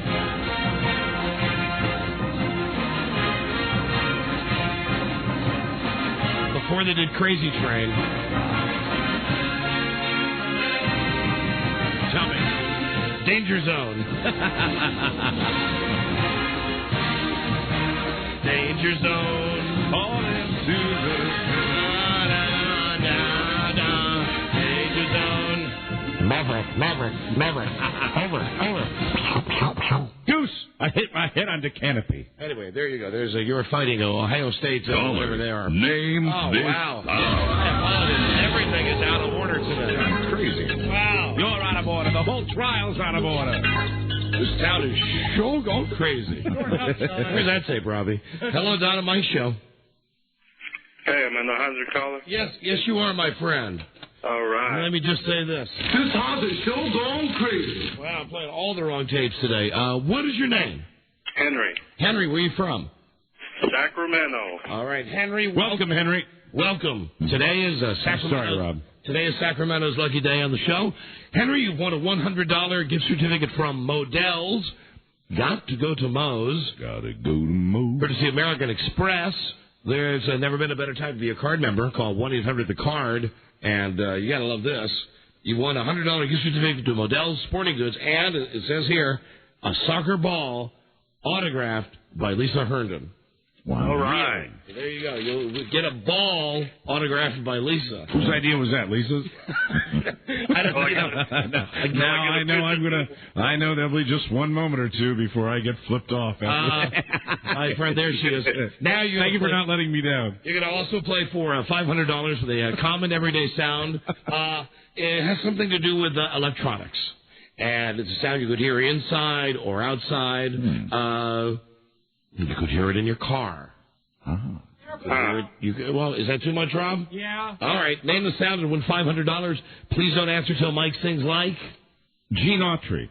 Gene Autry. Caller, name this sound. Gene Autry. And you had come so far in recent days. It's Wash FM. Oh, you do a Christmas thing? I got you. But do you recall the most famous reindeer of all? Yeah. All right. $500. Please name it and claim it. What is it? It is unplugging your cell phone. Can you be more specific? Unplugging my bottle of vodka. Unplugging from the lighter. The cord. No. Oh, we're sorry. I gotta tell you something. You incredible dimwit. You're very close. Really? You're very close. Thanks. All Don't right. forget that every guest is a clue for you. Unplugging your cell phone. Yeah. Unplugging your cell phone. Excuse me while I unplug my cell phone. And now, time for everybody's favorite, Jim McBride, Mr. Skin, the world's greatest website ever, www.mrskin.com, and here he is right now. Hey, hi, Jim. Hey, guys, how you doing? Here's the world famous Mr. Skin, doing fantastic once again. Let me say that I do follow the advice of Mr. Skin. The movie, I don't remember the name, but I ordered it on Amazon.com with the girl from the Bruce Willis movie, the kid The girl with the gigantic bush. Lovely and Amazing. Yes. Lovely and Amazing. Got it. Emily Mortimer. Got it. Watched it. How was that nude scene? Incredible. And not only was the scene incredible, I was amazed at how long she just stands there naked. Right. It's the sheer length of time that she's there naked that makes it so good. That makes it erotic. It's one of those things, if you go to MrSkin.com and you look up this actress who we mentioned last week on the show, right, and you see the picture, you think, oh, well, I really take Mr. Skin's recommendations, and I buy the movies if I want to see the actresses naked. Oh, they're absolutely solid. But a lot of times he just catches a frame or two frames and manages to get a still shot. But in this case, with this actress who just has a smoking body, right, and a gigantic untrimmed bush. We were talking about it last week. As you looked at the scene, did it appear to be an artificial? No, it looked real. Oh, that was real. No, it was real. And she just stands in front of this fireplace and just says to me, "What do you think of me? Look at me. Look at me." And 3.5 minutes. Wow. With this broad just standing there, All just right. naked with the guy looking at him. Yeah, great stuff. It's definitely one of the better nude scenes of the year. Mr. Skin, you don't even buy commercials on this station. You're about the only product I could really do an endorsement for. They want us to endorse stuff all the time, and we won't do it because we don't really use the product. Here's Don Geronimo for MrSkin.com. But I do. I love the website. I go on the recommendations. Now, here we go. I know that this weekend you've got Analyze This. There can't be any nudity in that. Is Billy Crystal or Robert De Niro? Yeah, it's Analyze That. Analyze This. This is Analyze That. And Lisa Kudrow's in the movie. Unfortunately, no nudity, not even a Freudian nip slip, if you will. There's nothing at all. So no skin in Analyze That. There's another movie out called Adaptation. It's a Nicolas Cage movie. And a babe named Judy Greer, who the only way you guys would possibly know her, she was in that Gary Shandling movie, What Planet Are You From? She got naked in that. I don't know if you remember that. Not many people saw it. Oh, hold on. I do. I know. Is that the hooker? Yes, the girl that got naked in bed. Right, okay. I know the girl. I watch such bad movies. And you do. You are the only one in America that have seen. Yeah, I was trying to come up, before I came on, I was trying to think, well, God, how could I explain, like when I did Emily Mortimer last week, the last time I was on, I said, well, you might know her from Disney's The Kid or whatever, Scream 3. Well, this one I'm thinking, geez, how are these guys going to know it? But of course, Don knows the bad movies. No, Gary Shandling is an alien. He goes down and he goes into a bar and he picks up a hooker and he brings her up to the room and... Did you go see that in the theater? Yeah. and he finds out that his penis makes noise. Yeah. When he gets aroused. Anyway, the girl's very hot. Yeah, her name's Judy Greer, and in this new movie that'll be out tomorrow, Adaptation, with Nicolas Cage, 45 minutes into the movie, Nicolas Cage has this fantasy sequence, and she shows her breasts in good light. It's a real nice scene. So you get to see Judy Greer naked. And then an interesting thing happens in the movie also. There's a scene where Nicolas Cage goes on a computer and goes to a porn site, and there's a picture of Meryl Streep topless on the porn site. Now, I want to point out that it's an obvious fake for the movie. It wasn't really Meryl Streep topless, but it's kind of cool to see because she really hasn't done much nudity in her career. Do you think she's got? Do you have anything on Meryl Streep on your site? Remember the movie Silkwood with Cher? Yeah. She did do a quick breast flash there. It literally was a flash. She flashed open her shirt for a guy at the nuclear power plant. So didn't she have the Julie Andrews boobs? They're not. Well, actually, to be honest, Julie Andrews has some of the best breasts I've ever seen. Really? Her heels are alive, I got to tell you. Yeah, I remember that. Was that SOB? SOB, right. And she was 46 when she did SOB. Wow. And those were amazing. Like 34 C's just standing up. Great breasts. But I cannot compare. I don't want to compare Meryl Streep's to Julie Andrews. Julie Andrews are in a class by themselves. You crack me up. Wow. You kill me. I swear to God. Anything else new in the theaters? No, that's it for the theater. So Analyze That, nothing. adaptation, the Nicolas Cage movie, 45 minutes in, Judy Greer topless. Now, DVD, there's some interesting stuff. Body of Evidence. Remember that movie from the early 90s with Madonna? Yeah. It's out on DVD for the first time this week, and now the critics absolutely hated this movie, but I just think it's one of the great skin classics of all time. And you got to remember at the time, Madonna was just probably back in 92 or 3 when this movie came out, she was like the most famous, probably the most famous woman in the world. Hey, Jim, this picture I'm looking at is that Madonna? Yeah. Well, let me pick that up because. All right, do the build up. Go ahead. Well, in this movie, she goes full frontal a bunch of times, has sex in every possible position, pours hot wax on William Dafoe, and then the coup de grace, if you will, hangs from the ceiling in a parking garage while William Dafoe puts his face right in the old material curls there, and it's outstanding. A great scene, and it's just one of the many great nude scenes. I think you guys are looking at the pic where she's hanging from the ceiling. Now we can't tell, but we have a lousy computer. She looks shaved in that. But you say material curls, so that's bush, babe. Blonde bush? Huh? So it's blonde. No, it's like a brownish. Really? It's a tough picture to see. Yeah, you gotta work the color on the computer, I guess.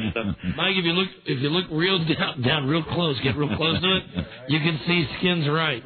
Yeah, and you know it's amazing. I mean, this was an NC-17 movie, and the reason this movie was made was Basic Instinct the year before, made a ton of money in the theaters. It was, no one knew that this movie that was an NC-17 would make so much, or that had that much sex in it would make that much money, in a mainstream audience. And they tried to kind of recreate the type of Basic Instinct thing with this movie, and the critics just hated it. But like I said, it's a great movie for Madonna nudity. Plus, as a bonus, Julianne Moore has some nice nudity in this also. We like her a lot. Yeah, she's super hot. So Body of Evidence is out first time this week, so check that out. A couple last things. The movie The Good Girl with Jennifer Aniston will be in stores January 7th. I already got some pics from the movie so you guys can enjoy. Now, Jennifer Aniston had never done a nude scene. When I saw The Good Girl in the theater, I knew you'd be able to see breasts, but I also knew that it was going to take a little work with the lighting when the DVD came out. So though this movie won't be out for another month, I have the pics. You could see her in bed, topless. It's not a great nude scene, but hey, it's Jennifer Aniston's breasts, so you definitely want to check that out. All right, Jim, hold on. Now, you got to walk me through this because there are no breasts that I would like to see more than hers. She's number one. As I look at the 4 pictures, going left to right, 1, 2, 3, 4. Which one would give me the best view of her boobs? Okay. You're looking at a picture of the thing. I would say the first one.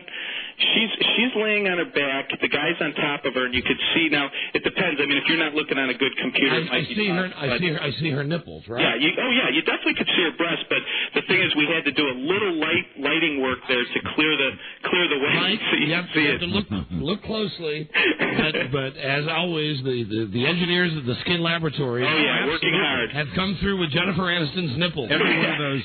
I wouldn't work this hard on Shannon Tweed because she's been nude 100 times, but with Jennifer Aniston, we go the extra mile. Wow. You know, there's a new actress, and I always ask you about obscure actresses, and I don't bother to do the research and get their names, but there's a blonde actress on the new show CSI Miami. And she's the blonde hottie that's the bullet girl, the bullet expert. I'm going to get her name and find out if she's been in it. Give me her name. I haven't seen it. I'm trying to think. The only one I could think, I know Emily Proctor's on the show. She used to be on West Wing. Could that be the same babe? That's the one. That's the one, yeah. Emily Proctor. Emily Proctor. Good news for you guys. She did a movie called Breast Men. You remember that David Schwimmer movie? Oh, my God. She's in that. Yes. Dude, she has an amazing topless scene there. Oh, wow. Yeah, it's awesome. She has a great topless scene in that. They do one where she's supposed to get fake breasts, so they do a computer-enhanced one where it's the new breasts, which isn't really hers because they're computer-enhanced, but the original one, when she first shows David Schwimmer her chest and says, "I need a boob job," he looks at her and goes, "You're crazy," which I agree because they're perfect B cups, and she looks great. So Emily Proctor's who you're talking about. I think she's the sexiest woman on television. Oh, she's gorgeous, yeah, and it's a great nude scene. Yeah. Is this guy great or what? I mean, really, I pull like a name. I don't even have a name, and we finally get it. It's fantastic. All right, and finally... Yeah, the last thing I just wanted to say, another movie that'll be out on DVD in the spring is Femme Fatale with Rebecca Romaine, and I just wanted to let you guys know that we got some pics from that, and I got to tell you, I mean, there wasn't a ton of nudity. She does show her breasts, and she does have an underwater nude scene, but just her in her underwear, and then there's a scene where she does a striptease in black bra and panties. There is a scene right here, Mike, where you can see her left boob. Yeah, you see her breast in the one striptease, but she has another one in white bra and panties. But I mean, she just looks outstanding. And like I said, what a body! Femme Fatale won't be out on DVD for quite a while, but you can enjoy some preview pics until that comes out. So you know, DVD has got to be the best thing that's happened to your business. Oh yeah. I mean, because if you were stuck just with the movies in the theaters, boy, you'd be screwed. But look at that. This week you got Madonna and the Material Curls in Body of Evidence. You got Jennifer Aniston. You see both nipples in The Good Girl. Rebecca Romaine Stamos, Femme Fatale. You see all these pictures. Go to www.MrSkin.com. Said it before. It's really the greatest website ever. Yeah, it's great. And he always comes up with the stuff on the fly. I love it. And Mike, the tip was for you this Emily week. Proctor from CSI Miami. I'm not alone in that fan club. Yeah, you can have Lisa pull those pics up for you because I'm sure we have the Emily Proctor. Fantastic. All right, Jimbo. All right, guys. Talk to you soon. Take care. All right, bye-bye. There he is, Jim McBride. You may know him as Mr. Skim. That is a pretty great website. Yeah. You know, we have our little way of getting on that website right at home. Yeah. And Buzz and I apparently are having trouble at home. I can't get through with the little password that we have. Oh, really? I've overcome that now. You have? Yes. You'll have to share your secret with me. All right, very good. You got it. He's good. Man, he's good. He is.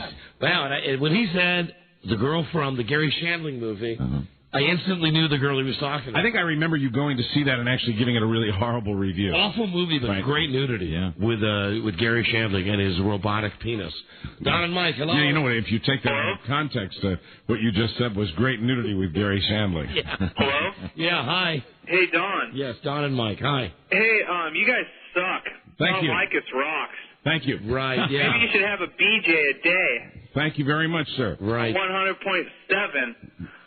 Oh, listen, the guy you... Jerk bait. Don't try to tell me. The guy's calling from Seattle. I forgot where he was toying with us, Mike. Yes, he was indeed. Seattle's been banned from today's show. All right, when we come back, are you ready for this? What, Robbie? Italians, Germans, and Japanese. Get them all. Big Listen, picture. When we come back, Jew to Jew. And this is going to be a really special Jew to Jew. Very good. There's something called Radio TV Interview Report. All right. It's a magazine that radio producers get. And for instance, here's one of the things they try to solicit us with. Interview an expert on Wizards and Dragons. Hey, Wizards and Dragons. And it's full of crap like this. They're like, how to lower your blood pressure. Low-cal recipes during the holiday season. Well, the headline screams, do a show on black Jewish converts. Very good. And it's a woman, a sister, a black woman, who's in Israel. We're going to be talking to her in Israel. And, of course, you are? I am Dr. Donald Dr. Donald Goldstein, and you are? I am Michael Goodman, attorney at law. And we're ready for Jew to Jew. We'll find out all the statistics of how many converts there are. Of course, I can only think of Sammy Davis Jr. That's the only one. As the only black Jew I know. Comes to mind, and maybe we'll be enlightened at the end of the interview. Rabbi, do we have the intros that Mike, the Hanukkah guy, cut for us the other day? We will have them by the time the break starts. Very good. Then when we come back, we'll do Jew to Jew. Thank you, Donald. Sorry, we call Israel. I hope we reverse the charges. Happy Hanukkah. To you. Very good. Shalom. The show that was endorsed by Michael Hoffman. Jew to Jew coming up next. This is the Don and Mike Show. From what I've seen of their records, the only thing they do contribute is mayhem and chaos. No, I'm chaos and he's mayhem. We're a double act. The Don and Mike Show. You can call Don and Mike anytime from anywhere in America. 877-365-3636. They're ready to believe. Thank you. Of course, Bruce. It's the Don and Mike Show. And we have a trip to New York. Right. From Orbitz.com and Men in Black 2 that we'll be giving away in a few. Good.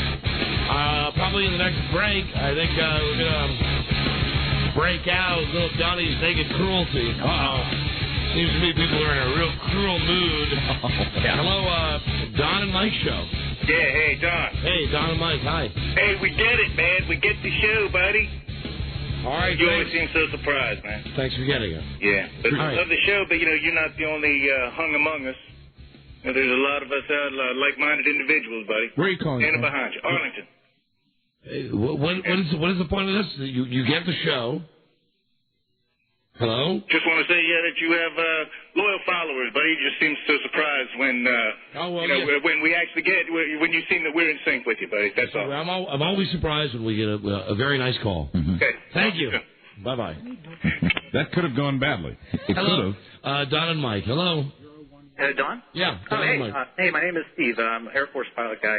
Been stationed here for a few years now, and I also work as a social aide to the president down at the White House. All right. Show off. I've really been enjoying your show for the last few years that I've been stationed here, and Well, why don't you wangle us an invite? that's actually what the call's about. No. I'm dead serious. If you guys are interested. Now, is this going to be for one of those tours of the White House? So this would be for a private closed tour event. Obviously, I'll have to with you offline. You mean a private closed door event? You mean like where like people would be? Yeah, just to take you guys through the White House to show you all the Christmas decorations.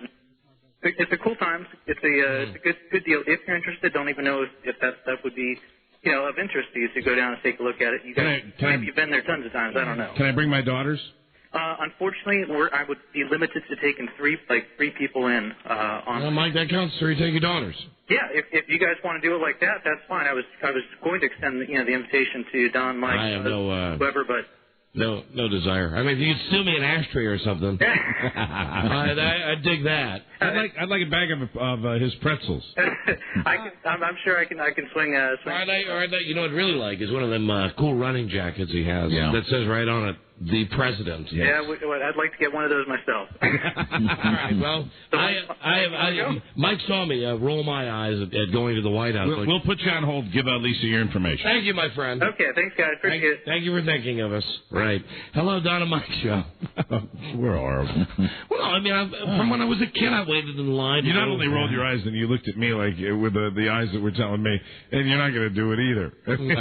And you're right. No, you're not going to take your kids to the White House. No. All circuits are busy to Israel right now, but we're continuing trying to get through. God damn it. We set the schedule up and everything for Is there any other thing that we can talk about on Jew to Jew? I mean, I'm sure we have something else. This is what we were sort of really hoping for. We go through the packet. I mean, there's always something that we could talk about. I'm going to continue trying, though, because let me try one more time. That really is the job of Rob Stein, the producer of Jew to Jew. This is some kind of an interview that Lisa actually set up. We're calling now. It's extremely chilly out.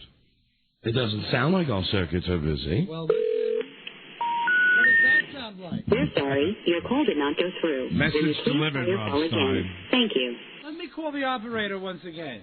Call the operator, and while you're calling the operator, let me go through some of the other stories. They don't have to have anything to do with Jews. We talk with anybody. Yeah, it's very good to our listening audience. Here's a man. Now, here's a question for you. Is John Cusack a Jew? I don't believe so. Or there's a man who's based his life on John Cusack. We have a phone number for that. Would be fascinating. We can find out how he, is pursuing that career and whether he's made any appreciable income from it. We also have a man who says that you should stop eating carrots and popcorn if you want to quit smoking. That's fascinating, and I know that you, as a doctor... Hold on. Yes? I found it. Very good. The lawyer who's selling Eminem's house is offering lyric sheets that were written by a young Marshall Mathers. Well, I mean, he's the hottest thing in music and also in cinema now, so I think we talked to the lawyer. It's always a pleasure being a fellow attorney that that we could talk to him and find out exactly what he is getting for the scripts. Let me see if we can. Why don't we do that right now? Do you want to put him on with Rob Stein? As soon as it rings, I'll put it on hold. Very good. I'm a doctor. These are trained hands. Rob Stein. Rob Stein. Pick up. I'm calling Sebastian Lucido. Okay. Lucido? He's the man, I believe. I don't think he's Jewish. An Italian. Hi, Sebastian. It's Rob Stein from Westwood One Radio. How are you? Fantastic. Listen, we've run across your press release about the M&M's house to include lyric sheets as well. And I was wondering if you could take a few moments to speak to our host, Donald. He's the lawyer who's selling M&M's house. Mm-hmm.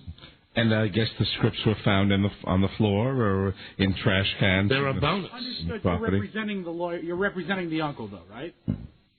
Tell him one of the hosts is a lawyer. Oh, I see. Well, we can address this on the air, sir. If you take a moment, I'll put you on hold, and the next voices you hear will be our host. You will be on the air, and we thank you for taking the time to speak with us today. Westwood One Radio, we're a national show. Thank you. Stand by for Donald and Michael. Let me get this straight again. I am Dr. Donald Goldstein. And I am Michael Goodman, attorney at law. And Buzz, here's how we'll do this. We'll play Dennis's dreidel song. Mm-hmm. Then we'll play the music. Very good. Then you can say your part. You're the announcer, right. Five-ish Burbank. And then we'll hear the Michael Hoffman. Very so good. if everybody's ready, I'm going to push the button now. Are you ready? So the Born Ready on Jew to Jew. Good, I'm ready. This is Dr. Donald Goldstein. And I am Michael Goodman, attorney at law.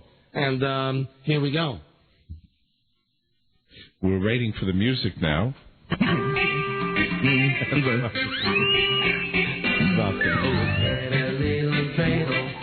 made it out of clay. Here's the music. Dry and ready. That's the holiday music. Oh, yeah.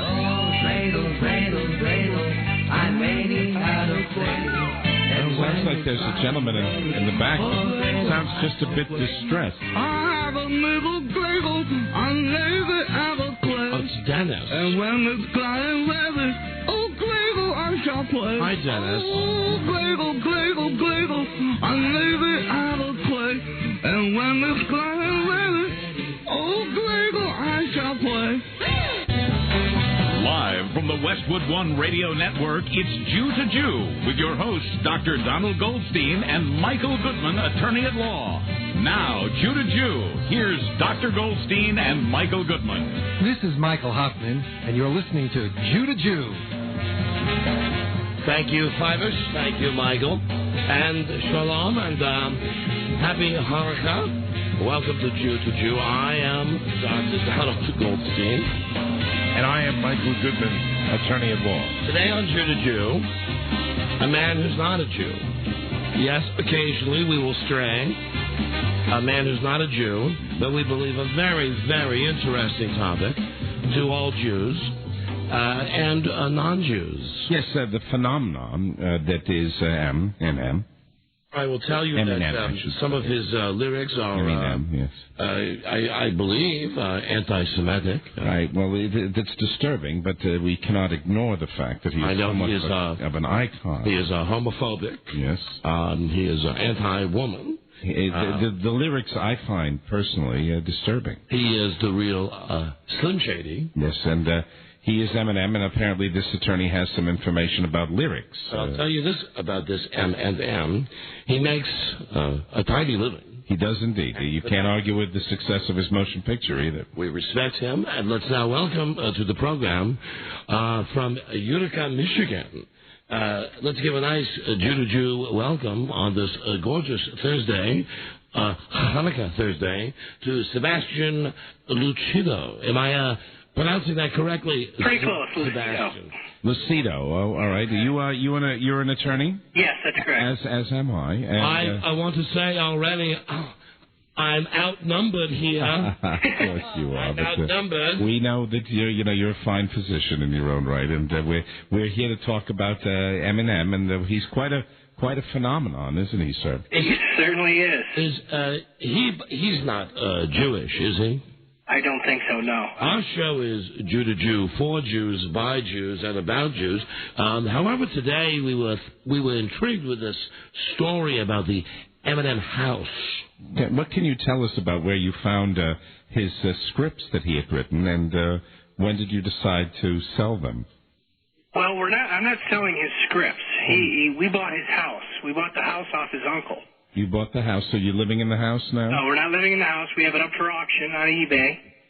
And, we had the bidding at one point was as high as $12 million for the house. Who do you believe is the greatest Jewish rock or rap performer of all time? I have no idea, to be honest. You could make a very strong case for Bob Dylan, of course. Which I'm not sure that's not his real name, Dylan, I think. No, it's Zimmerman. It's Robert Zimmerman. That's That right. is his real name. And I don't know if you would consider Barbara to be a back in the day, a rock and roll performer. But back in the day, I of course think of Gary Lewis and the Playboys. I'm a very the son of Jerry Lewis. I'm a very big fan of Billy Joel. Yeah, and Bruce Springsteen. Yes, of course. One of wonderful performers. One of the greatest. Eminem, not a Jew. You sir, can you think of? I'll give you a quick Jew to Jew quiz. Marilyn Manson, Jew or not a Jew? I have no idea. Answer one way or the other to win a prize. I would say yes. We have a winner. Wonderful. Marilyn Manson is in fact a Jew. Absolutely wonderful. That's great. And so you're selling a home for $12 million? Well, I don't know if it's really going to sell for $12 million, but that's how high the bidding got. What was your opening bid? The opening bid was $120,000. Wow, so you're seeing profits times. Now, I'm a doctor. I am not a mathematician, but I will feel you started at $12,000 and it's up to. Did you say $12 million? $120,000 is what they started at. It's up to $12 million, which that is tenfold. That's incredible. You're going to get quite a return on your investment. Bravo! How will you be handling the financing? We don't expect the house to really sell anywhere near that dollar amount. Actually, what we did was we just turned over the control of the auction to a company that works in conjunction with eBay, and they kind of manage the auction. They qualify people to be able to bid, and if they're not qualified, they kind of weed out the serious bidders from the non-serious bidders. Let me say, this is Dr. Goldstein. When it comes to financing, you really should talk to my brother-in-law. You'll find no one finer than my brother-in-law when it comes to refinancing or financing a home. You mentioned him before. What is his name so we can share that? What is your brother-in-law's name? His name is Alan. Alan Goldstein? Yes. Yes, very good. That's wonderful. And AG. We both have brothers that are named. You have a brother-in-law who is named Alan Goldstein. I have one who He is my brother-in-law. I misspoke. Of course, his name is Line One. He is my brother-in-law. Oh, I understand. Of course, I have a brother also, a twin brother, Alan Goodman. And I am Michael Goodman, attorney at law. And I am Dr. Donald Goldstein, and you're listening to Jew to Jew, and it's 15 minutes before the hour. We're on today with a non-Jew. You are a non-Jew, is that right? Is this a joke?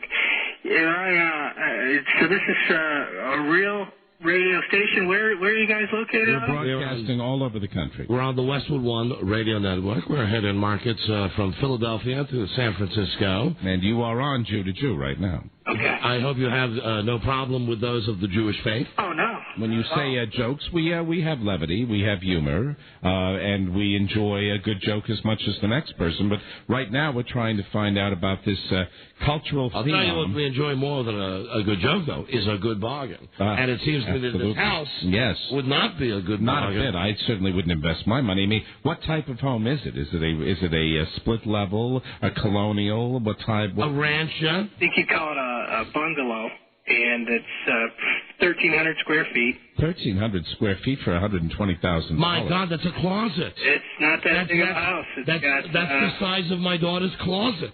Why would someone pay that exorbitant sum for this home? Obviously, because they're fans of Eminem. There's collectors out there and people that are willing to pay far over the market value just to. And what did you pay for the house? We paid $45,000 for it. And you're offering it up at $120,000. Good for you. That's more than double the price. Well, yeah, it appraised at 91. Does it face north? I don't know. You know, usually if it faces north, in the morning it will be warm. It will actually, if it faces the east, in the morning it will be warm because of the southern exposure that the home And will then you have. would have beautiful sunsets. You wouldn't have to worry. Of course, Utica, Michigan. I mean, my God. It must be chilly there. I can't imagine living in Utica, Michigan. I can't wait to get out of this cold weather to get down to Florida. Have you ever been to Florida?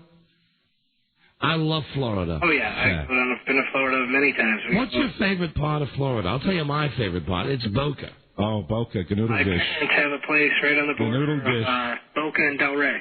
I am always. They're practically neighbors. Yeah. I'm always Ganoodle Gish when I go there. I enjoy it so much. Watch it with the Yiddish. Now, I told you last week on this show. I apologize. It's the holiday season, and that's why you're Orthodox. I'm not. On Saturday, I understand. I will be turning on my television. I will be turning on my lights. I do not observe the rules that you do. I do not speak the Yiddish as you do. Oh, my Glixnerd is all bavat. Now, let me ask you, Sebastian, you're not a Jew. I am. I don't understand what he just said. Do you have any idea what he just said? I have no idea. It's a form of... He's a lawyer. You're a lawyer. May I explain myself? Please do. What I was doing was I was simply saying I enjoy the locale, and I like to vacation there. It is warm and sunny, and I enjoy taking the family down there. And when I say that my Glixnerk is bavat, it is basically explaining that I am a happy man. I don't follow this. I don't remember this in Hebrew school. I'll tell you that right now. This is Dr. Donald Goldstein. Oh, go snoot and barshpoodle. Now what? Now are you telling me to do something with myself? I was making a comment, and I was just having fun. If we can't have fun, we might as well die. Listen, ambulance chase. Now that's not. There's no need to pick on me. Okay, there's no need to pick on me. You're always acting so superior because you have a medical degree. I am a doctor. I am a doctor. May I remind you, I am a professional also. I am a doctor. And I am an attorney at law. I'm a doctor. I understand. Doctor. I understand. Let me show you the scale. Doctor here. Yes. Lawyer here. Well, we will have to agree to disagree. I think you're verklempt. Let me ask you something. What am I saying? Technically, we are doctors. We have our Juris Doctorate degree. There, thank you. I wasn't going to bring it up, but thank you so much for doing that. And you're two of a kind, you two. You're a very bright young man. You two, you lawyers, you sharks. Now stop it. I tell you something. I save people's lives. Always the protests over being a lawyer. I save people's lives. All right. Why must you attack my livelihood? Most of my surgeries that I perform are elective surgeries. All right. What station am I really on? For the last time. And you are on Jew to Jew, which is on the Westwood One radio network. I'm not a fan of the M&M. Do you know, I am a plastic surgeon by trade. Do you know if he's had any work done? That's a wonderful question.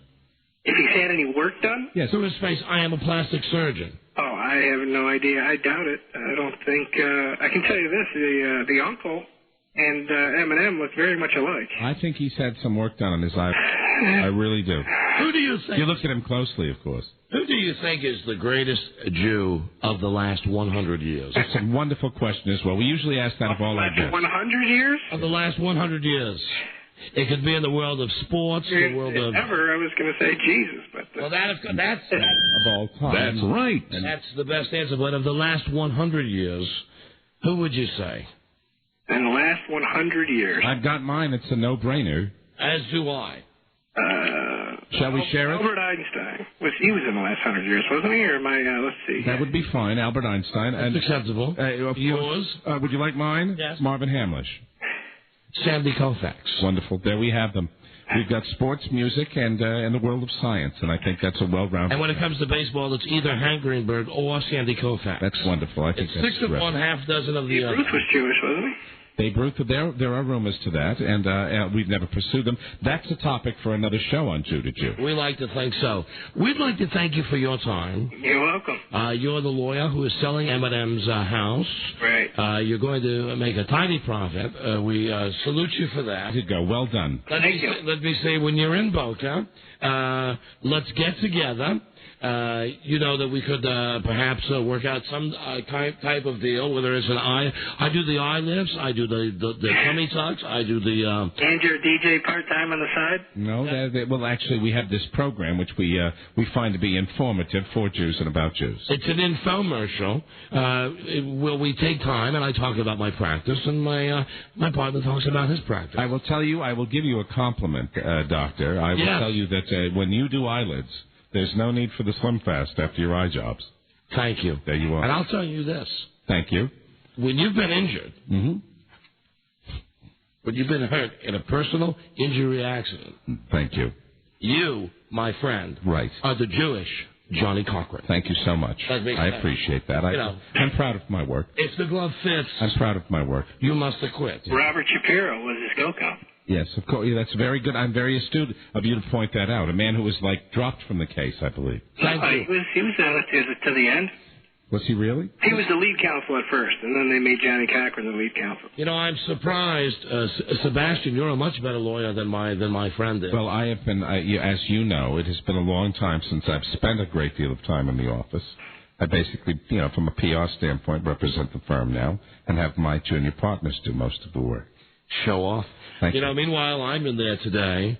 I don't mind telling you, it's like, when you've done lipo as many times as I have, when you get an exceptionally large person in there, and I'm not going to name any names, all of my clients are wonderful, my patients are wonderful. I can tell by the muscles on your forearms that you've been working very hard today. But to sit there for 4 hours and to suck the fat out of a woman. I should point out with all of our listeners now that the lipo, if done incorrectly, is very actionable. I don't appreciate that. I'm sorry. I was just. Was that a dig? Was that a bob? Was that a jive? I know you do good work, and you work in a very, very, very pristine environment. But I will tell you that lipo can cause problems, and that's what we're here for. Ambulance chaser. That's not necessary. I could sue you for libel. Well, I could sue you for that procedure that you told me about when you left the instrument inside the woman. Not funny. I apologize. Not funny. Please accept my humble apology. It was a joke. It was a takeoff on the Jerry Seinfeld episode. I've completely forgotten who was speaking. The Junior Mints thing. It was totally a joke. It was farce. We are speaking to Sebastian Lucio. It was not a joke when that woman felt a burning sensation in her abdomen. I'm offended. I'm sorry. May I tell you something? I don't think it was a joke when that man said that he had neck pain when he was hit by the elderly man outside CVS. You know that he was absolutely fine. Who went out and bought him the neck brace? Prove it. You did. Prove it. I was with you. Prove it. I was with you. I hate this when we fight like this. It's not necessary. Our problem is, I believe, doctors are the chosen people. And I believe that doctors are human beings and capable of making many mistakes. They can make mistakes quite often, and when they make mistakes, they should be held accountable like everyone else in this world. What do you call 100 dead lawyers? A good start. A good start. Now, that is so... I've heard that so many times, and I'm not amused. Now, that's a funny job. I am not amused. Right there, that's a funny job. I've just jabbed you. Tragic. I've jabbed you. It's tragic that you make those comments. I'm a jokester. If you'd vacation more, you'd be... Can I ask you guys a question? You'd be a nicer man. If I vacation more like you, my friend. Well, how do you think I keep up the property in Boca? I've built up my practice, and I'm able to take some leisure time. I'm happy. What about the mistrials? Simply tragic. Who are we speaking with? The man who's selling M&M's house. I'm not speaking. I'm just listening. What is your name, sir? His name is... You're a lawyer. You should remember these details. I don't do the detail work. I don't do that anymore. I'm a PR spokesman for the firm. His name is Sebastian Lucio, and we want to thank him for being on this edition of Jew to Jew. I apologize for my good doctor friend over here. And I apologize for my lawyer friend over here. It's not necessary, those comments you made about ambulance chasing. Well, it's not welcome the compliment, the non-compliment that you threw my way about that time that I accidentally left the piece of the equipment inside the woman. Well, excuse me for being all about joy and not tragedy. All about joy. You're a lawyer. You're the lowest form of life on this earth. I like to bring happiness to people. I'm a doctor. I'm a doctor. I help people. Your hostility is making me verklempt. I must take a break. Oh, for sugar Would you stop with the Yiddish? I put the oi in joy. Where's the announcer? You've been listening to Jew to Jew with your hosts, Dr. Donald Goldstein and Michael Goodman, attorney. Jew to Jew is brought to you live on the Westwood One Radio Network by Manischewitz. Happy Hanukkah. Five-ish Burbank speaking. This is Michael Hoffman, and you're listening to Jew to Jew. Pick it up. Pick it up, Rob. See how he liked it. Sebastian. Hi, it's Rob. How you doing? How do you think that went? It might be the best one ever. It was good. I always think with Roses, how do you think it went? On the Westwood One Radio Network. The boys were really happy. They'd like to know if they could call you back. The boys. Somewhere in probably in the new year. Spring. Be great. We'd like to keep you on our Rolodex. We think it went really well. It was a delight. Thanks, Ben. Bye-bye, Ben. There we are. That guy knew it was a goof, but wasn't really sure. You know, it's like so many of those where he just can't hang up. No. It's like really seeing an accident on the highway, isn't it? Captivated. Fantastic. As we were fighting to the extent where we didn't even know he was on the line. What is his name? Sebastian. Sebastian. Ambulance chaser. Fantastic. Great Jew to Jew. Now, here we go. Oh, a trip to New York. Oh, that's a wonderful city. Trip to New York. Oh, is this Mike the Hanukkah guy? Mike the Hanukkah guy? Azoy, what a good bit! You did so well. Yes, it's me. It's Mike the Hanukkah guy. Here now we play you right here. This is Michael Hoffman, and you're listening to Jew to Jew. I know, I heard the whole bit. It was hysterical. Very good. All right, thank you. All right, congratulations. Happy Hanukkah, Mike. It is, what day of Hanukkah is it now? Well, it's dark on the East Coast, so we are going into the seventh day. Seventh day, almost over. All right. Well, no, the seventh day just starting. Oh, all right, that's seventh day just starting. All right, well, enjoy it, Mike. Happy Hanukkah. I'm going to have my Manischewitz in just a few minutes. Happy Hanukkah. Happy Hanukkah. Bye. Right, thank you. Bye-bye. I like that. That's like a blessing. That, yes. When he calls in, it's A-okay. Now... Oh, the trip to New York. Very good. Including round-trip fare on Orbitz.com. Wow. Travel site with the most low fares made easy. You get 2 nights and 3 days accommodations at the Melrose, Cary Club Hotel, and dinner at Mars 2112. Great food in front of the restaurant and bar located. This is in the heart of Times Square. And it's courtesy of Men in Black 2. Very good. With Tommy Lee Jones and Will Smith. Now, how do you win this holiday trip? For two, and this is from anywhere in America. How do you win it? I'll tell you how. As we start, welcome to my nightmare. Right. It's time for an edition of Donnie's Naked Cruelty. You're feeling particularly cruel today, aren't you? It's your back. Yeah. I always can tell when Naked Cruelty comes up on the show. That's no accident, ladies and gentlemen. I'm in the mood for it today. I know you are. And I'm ready to play. Now, I'll make the call for you. This is not exactly like when we do Buzz makes the call or Robbie makes the call. Right. What we're looking for here is just naked cruelty. Something you want to say to somebody, but you just don't have the balls to. It would be inappropriate to say to them. Something you've always wanted to say to somebody. I call them on your behalf, and I say it. And then after I make the call and say it on your behalf, to my breakdown, you win the trip to New York from Orbitz.com and Men in Black 2. Welcome to my breakdown. So call us right now. Phone number 877-365-3636. We're going to have to take a couple of calls. Very good. Until we find the one that feels the best. It's a gut thing. That's really the cruelest. The last time we did this, it was a couple of months ago, and it was real good calling some woman, telling her something awful that a guy wanted to tell her from a long time ago. So, no better time to do it than today. Yeah. This bit makes me want to crawl under the coffee table. Why? I want to hide and die. Why? Donnie's naked cruelty. This is not knock yourself out. Have a ball. I think the listeners enjoy Donnie's That's naked right. cruelty. I want an asterisk on this. But of all the bits we ever do, I want an asterisk. Why this bit. one? But because this is the one. This one I get right now. I'm getting that same feeling that I get when people are like stuffing hot dogs down their throats. You know what that is, Mike? Yes. That's feeling of ratings. Ratings. Yes. Ratings. Yes, I know. Well, I'll tell you, it's been that kind of week. I know. You would never have me do it. No, there are a few people that I can call on your behalf. I know it.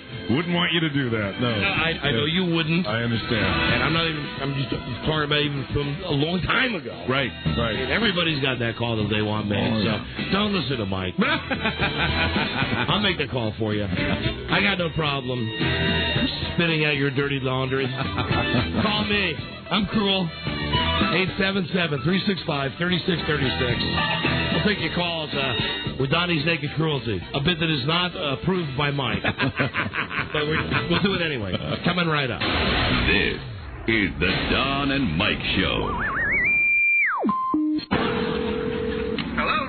Is that you, George? Yeah, it's me. Is this Clayton? Well, listen, you son of a bitch. You know where we are? 30,000 feet above your head, you bastard. What are they doing letting you bastards on an airplane? Don't they know that's against FAA regulations? Hush up now. I can't hear you. Listen, I want you guys to send along those agreements the minute you land. Our boys can't wait to kick your butts. When that bastard coming to Houston? Hey, Zeke wants to know when you Yankee bastards are coming to Houston.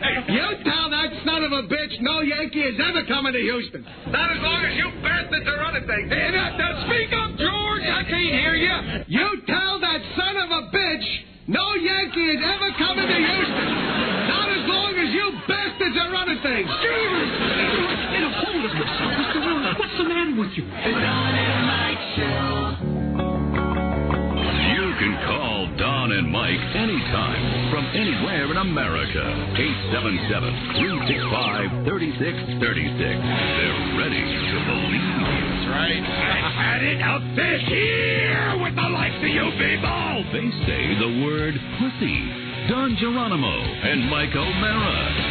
Well, that George Costanza is a hell of a lot funnier than those Kentucky Fried Chicken commercials. What has happened to that guy? I told you. The amount, right? Yeah. $10 million. $10 million. He got for doing those Kentucky Fried Chicken commercials. Disgusting. That was one of the funniest Seinfelds I'd ever seen. Yeah, it was the one where George had to cuss. Because he, the Texas businessman? To close the deal. Oh, my God, that made me laugh out loud. Real good one. Real good one. And some of the Seinfelds, if you watch the real early ones, right, they're starting to rerun now. They're starting to look dated. Yeah. The ones like visually, they're starting to look dated. Yeah, when Jerry was wearing like designer jeans. And I know they did a show about the goofy puffy shirt, right. But he really did used to wear puffy shirts. Yeah, the pirate shirt and that. But he was always he always had that kind of look. And I thought the same thing the other night when I was watching Star Trek: The Next Generation. When I realized when they pressed the little thing and it gives you the recap of the show on the top of the screen, right, that it was from 1990. So that's almost 13 years ago. And back in 1990, I had thought, well, Star Trek: The Next Generation was so much better than Star Trek because Star Trek was so fake. Right. And now you look at Star Trek: The Next Generation. Paper-mache rocks. Yeah. Like that. Absolutely. They went to this planet where there were these guys, and they were just wearing like bad Lost in Space outfits. You know, Lost in Space always had the worst monsters. I feel the same way when I watch Rhoda. Rhoda's timeless, Mike. I know it's timeless. Absolutely. Anyway, I'm watching Star Trek and I'm thinking, I can't believe that I used to think this show was the most cutting edge with the. Well, it's pretty embarrassing now when you look at those old Star Treks when you see the fire start on the bridge and the guy's holding up the lighter, and then you see the twine as the Enterprise moves across space. All right. I'm ready to be cruel. I know you are. I get so oogie when you do this. I don't know why. I don't know either. It's a very popular feature. Donnie's Naked Cruelty. The letters keep coming in every week. Please stop it. I'll stop. Just go ahead. Just do it. Great joy. And you like this bit. You normally like this bit. I do. Normally, we always find the right person. Yeah. I'm ready to be cruel on someone else's behalf. You win a trip to New York. See, it's actually kind of like Robin Hood. Makes it call for you. Yes. Yeah. If that's what it's not like it's not like you're nakedly cruel to somebody who doesn't, deserve. Well, maybe, I don't know. If that's, if that makes it better for you, think of it as Robin Hood. Robin, I do every day. Hello, Don and Mike show. Don and Mike, you guys rock, and that's for Tim. Thanks. Who is this? This is Sean. Where you from, Sean? I'm calling from Sonoma. I live in Stockton. All right. KHTK? Well, I'm listening on KYCY right now. San Francisco. Even better for the Bay Area. Good. All right, I'm ready to be cruel on your behalf. Who would you like me to call, and what would you like me to say? Well, it's my best friend Greg, 17 years, and he's currently been unemployed for approximately 5 years. He's living with his mother in a senior citizens apartment complex, and he's not even supposed to reside there. And so I want to tell him, get a job and move out. Start taking care of yourself. But See, now, Mike, what's wrong with that? Nothing at all, Don. I would endorse that one. What's wrong with that? I would endorse that one. That's why I'm throwing you out. I know. Of course. Bye-bye. Not cruel enough. There you go. Thank you, though. Have a great weekend. Good luck. Or whatever. Holiday, whatever. Hello, Don and Mike. Who's this? This is Karen. Karen, where are you from? I'm from Millville, New Jersey. WYSP. The Eagles rock. Yes, WYSP. Karen, see now, Mike, I know you got to like it with a girl. Absolutely. A girl softens the whole bit up. I'm liking it more and more as each minute ticks. Karen, it's naked cruelty. Who would you like me to call? What would you like me to say on your behalf? Okay, I'd like you to call a guy by the name of Doug. Mm-hmm. He thinks he's hot stuff, but I wanted to let him know that he ain't got nothing down there to be hot over, and he needs to get off his high horse and... Are you making a specific comment about the size of his package? His genitals? Yes. So you want me to call this guy and tell him he has a small wiener? Yes. Why? Because it's the truth. Okay, but... He needs to get off his high horse and... So he's been acting like a big shot. Yes. You have to be a big shot, didn't you? Do you remember when we used to do that all the time on the show? Absolutely. When that record was out? The big shot. Are you dating this guy? No.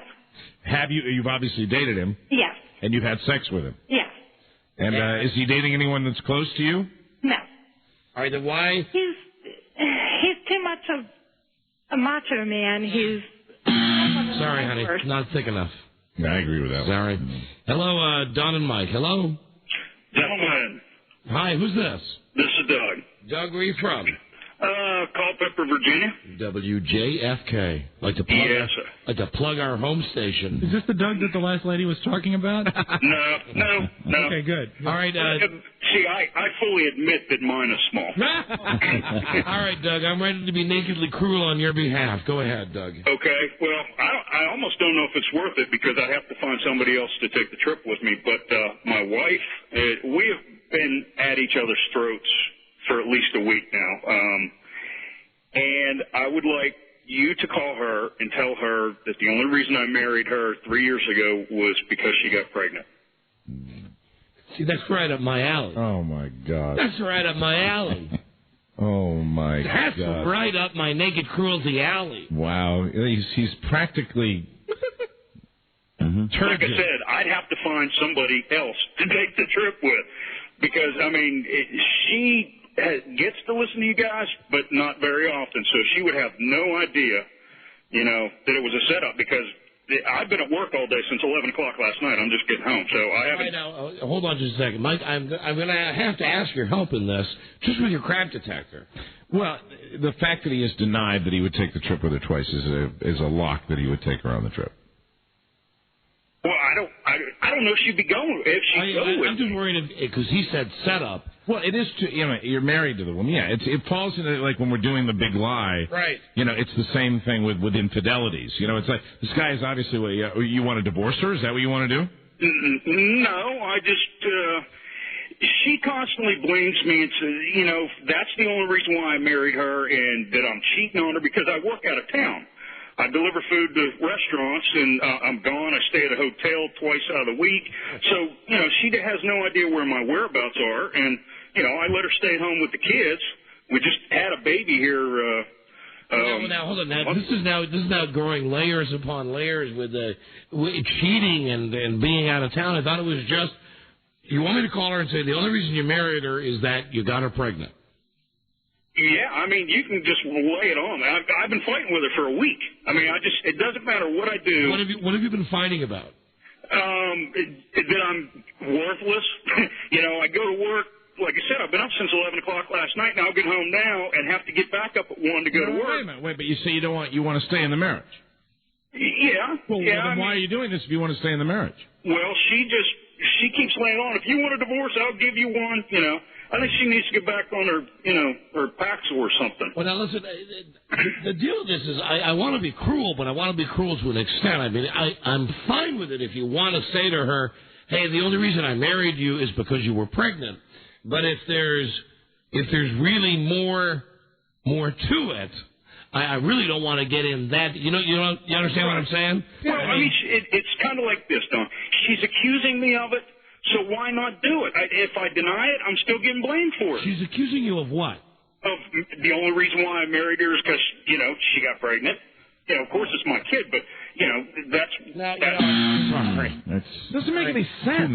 Even I've got my limits, although it sure did sound appealing at the beginning. But, there's always got to be that shred, even if it's naked cruelty, of a deserving recipient. Absolutely. Hello, Don and Mike.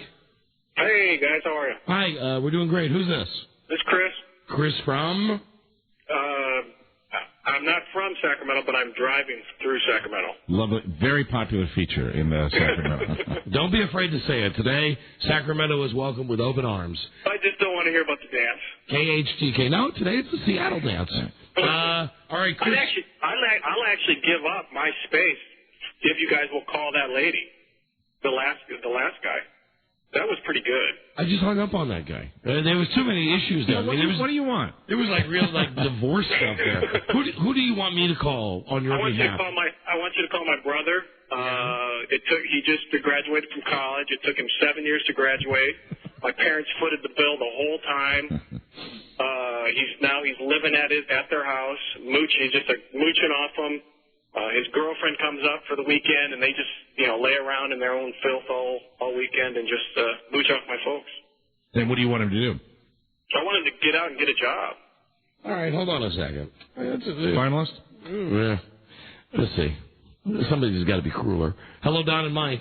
Hey, how you doing? Hi, we're doing great. Who's this, please? Jim. Jim, where are you from? Vermont. I wish I could tell you the stations.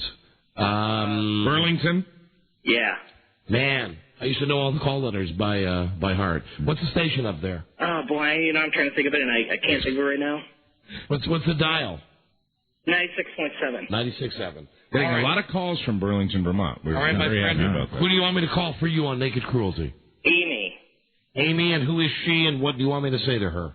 It's my former subordinate, somebody that I actually hired at one time.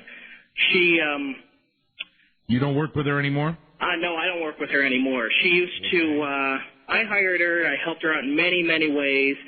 She went to lunch one day on her last day there at the company. She was leaving the company. I was still with the company. She went to lunch one day with my boss and came back, and my life was living hell. And I had to do something that she said, and I have no idea today what it was this. Not thick enough. Write a letter to Ann Landers. Hello, Don and Mike. Who's this? Dear Abby. Or Dear Abby, I'm sorry. The other one is dead. Ann Landers. Right. The other one is dead. Dear Abby has bit the fern. She's no longer with us. Where am I going here? Don and Mike. Ow! Ow. Wow, what is this? Hello? Hello? Yeah. Yeah, who's this? It's Joseph Santos. Where are you calling from, sir? Wherever it is, roll up your window. I am. I'm in a truck. I'm in Sacramento. Shocker. Mike, come on now. You said you'd welcome Sacramento today. Come on, Mike. All right. Come on, remember. Yep. Be happy. Okay. During the Naked Cruelty. Okay. Hello? Forget it. Hello, Don and Mike Show. Are you guys still looking for people? Yes. Hi, what's your name? Rob? Now, Rob, are you going to dance for both cities today? And for anybody that acts like that. Hi, I'm Santos. Yeah. I was doing the Sacramento dance again, even though I think we decided earlier it was just Seattle today. Right. I conceded. Who's this? This is Kim. Where are you from, Kim? I'm from D.C. All right, on WJFK. Who do you want me to call for you? My ex-fiance. Why? He lives out in San Francisco. Yeah. I'm sorry, I caught off guard. I thought for sure I just didn't get screened first. He lives out in San Francisco and has, at the age of 42 now, on his fourth or fifth fiance, I think trying to convince himself that he likes girls. Oh, so you think he's gay? You think he's a fag? I think that he is. See, now this, Mike, this is a good naked cruelty. I'm smiling. Right? So you liking this? Yeah. You call a guy and say... So you're like one of many ex-fiancés. I am. And you think he really just doesn't like women? And it, I've told him that before. I've had other people tell him that before. He's constantly going, like, switching self-help groups, trying to make himself better. Like, and it's literally, time, as soon as they tell him he has to do something. It's time for Don to tell him, stop pursuing women because you're gay. See now, who's laughing now, Mike? Now I remember. It's just like the last time when you get a winning call. Yeah. Who's the one who's laughing now? I mean, you're laughing. You've been through so many I hear you handling the call. Hold on, please. We'll get his number. Hold on a second. I'll call the guy. Yeah, I mean, that's good. Have you thought about? I thought about going the other way. Don and Mike, hello. Hi guys, what's up? Hey, who's this? This is John. John from Kansas. KFH, FM, and AM. There you go. Gotcha. All right, Johnny, who you want me to call and why? I want you to call my brother-in-law, Justin, because, he's married to my sister, and he's been to the past few family Christmases. They've been married for about 3 or 4 years now. Yeah. And it seems that every time Christmas comes around, he gets drunk and acts dumb in front of our family. And I'm waiting for the bad part. Problem? Well, we came to the decision, the family, that we want to tell him that he's pretty much not invited to the rest of the Christmases, and he can't go. But you think he's gay? That's not fair. What's not fair? Oh, I thought I was going right on the air. You are on the air, you dumbass. On the air? Yeah. Where are you calling from? I'm calling from Philly. Yeah, hi. Well, welcome to Naked Cruelty. Who do you want me to call? Joe Eagles. I want you to call my mom. Why?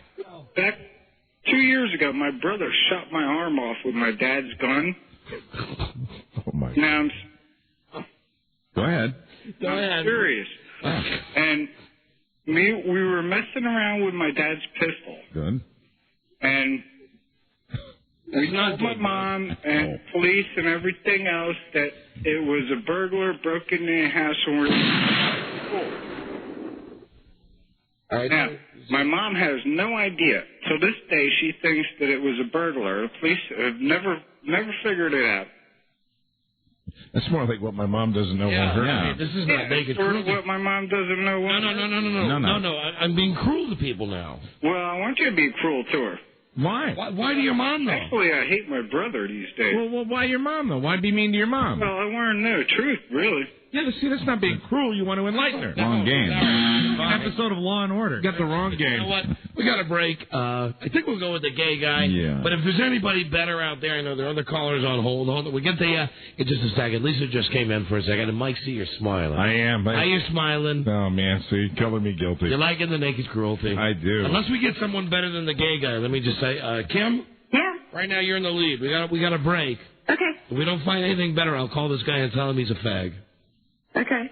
Or that you think he should go that way. I think that he should explore that side of who he is. Yeah, 'cause I got to be careful with that, with lawsuits and stuff. That's exactly what I was saying. Kim says that perhaps you should explore, another man's... For the real reason he hasn't gotten married. Gotcha. Right. Amen. All right, hold on a second. Hey, you know what? The best thing about that naked cruelty, a good chance there'll be some naked cruelty coming back on Kim, too. Fast play. Think so. We'll be right back. This is the Don and Mike Show. That's right. I'm coming to your corporate headquarters. My plane gets in at 2, and we'll settle this deodorant thing face to face like men. What's your last name again, Phil? All right. I'll see you in 5 hours, Mr. Lacio. The Don and Mike Show. Jesus is mad at them. Don Geronimo and Mike O'Mara.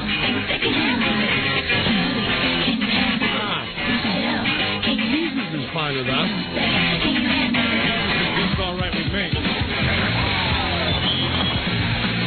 for Naked Cruelty.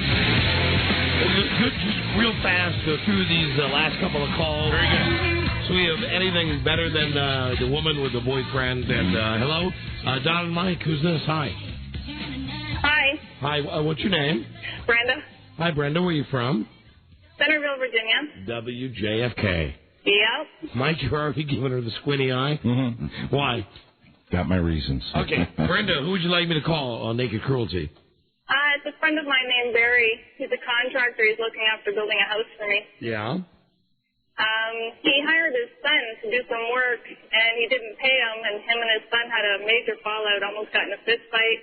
Now they have nothing to do with each other, and I was thinking you could call him as a lawyer representing the son. No, I'm not doing phony phone calls. Yeah, that would make a lot of sense for us, too. This is real Naked Cruelty. I guess it wasn't Crap Detector, it was just the detector. Hello, Don and Mike. Hi, this is Justin. Hi, Justin. Where are you from? I'm from Yuba City, California. All right, now that's a KHTK listener. Yes. Right. Who do you want me to call and why? I called my best friend Billy. She had him arrested for domestic violence, and Wait, stop. Yep. You just said call my best friend Billy. Is Billy a woman? No, Billy's a man. Right. She had him arrested. Who's she? His wife had him arrested for domestic violence. Thank you. Okay, fine. Sorry, I don't like getting involved in domestic violence. Well, also, you got to at least be able to communicate what you're trying to communicate. Hello, Don and Mike. Naked Cruelty. Who's this? This is Chuck. Chuck from? Mobile, Alabama. WADB. Yes, sir. Right. Chuck, who do you want me to call? Why? I'd like you to call my brother Clint. In July, he comes up talking about, he's a very religious guy. In July? In July. I thought Rob was the only person I knew who pronounced it like that. July. Anyway, in July. Okay, so about July, he comes up talking about he'd made a commitment to God that he was going to give the entire year of 2002 to God. He wasn't going to try to date women or anything like that, right? He comes up in about August, and he's met this girl, Adrena. And this is the love of his life. He is going to marry her. God said he's going to marry her. Yeah. So he goes and picks out wedding rings about 2 weeks into their dating.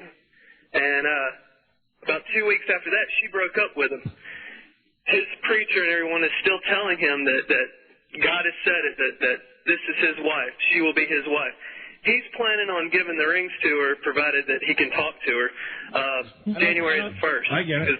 I don't follow this. What the guy is saying, walk me through it. His brother said he's going to give the life to God the whole year. He's like born again, that type of thing. Yes, sir. And so he gets falls in love with this woman, and God has told him through his preacher that this is the woman for him. Well, then the woman dumps him, but the preacher is still telling him that God has chosen this woman for him.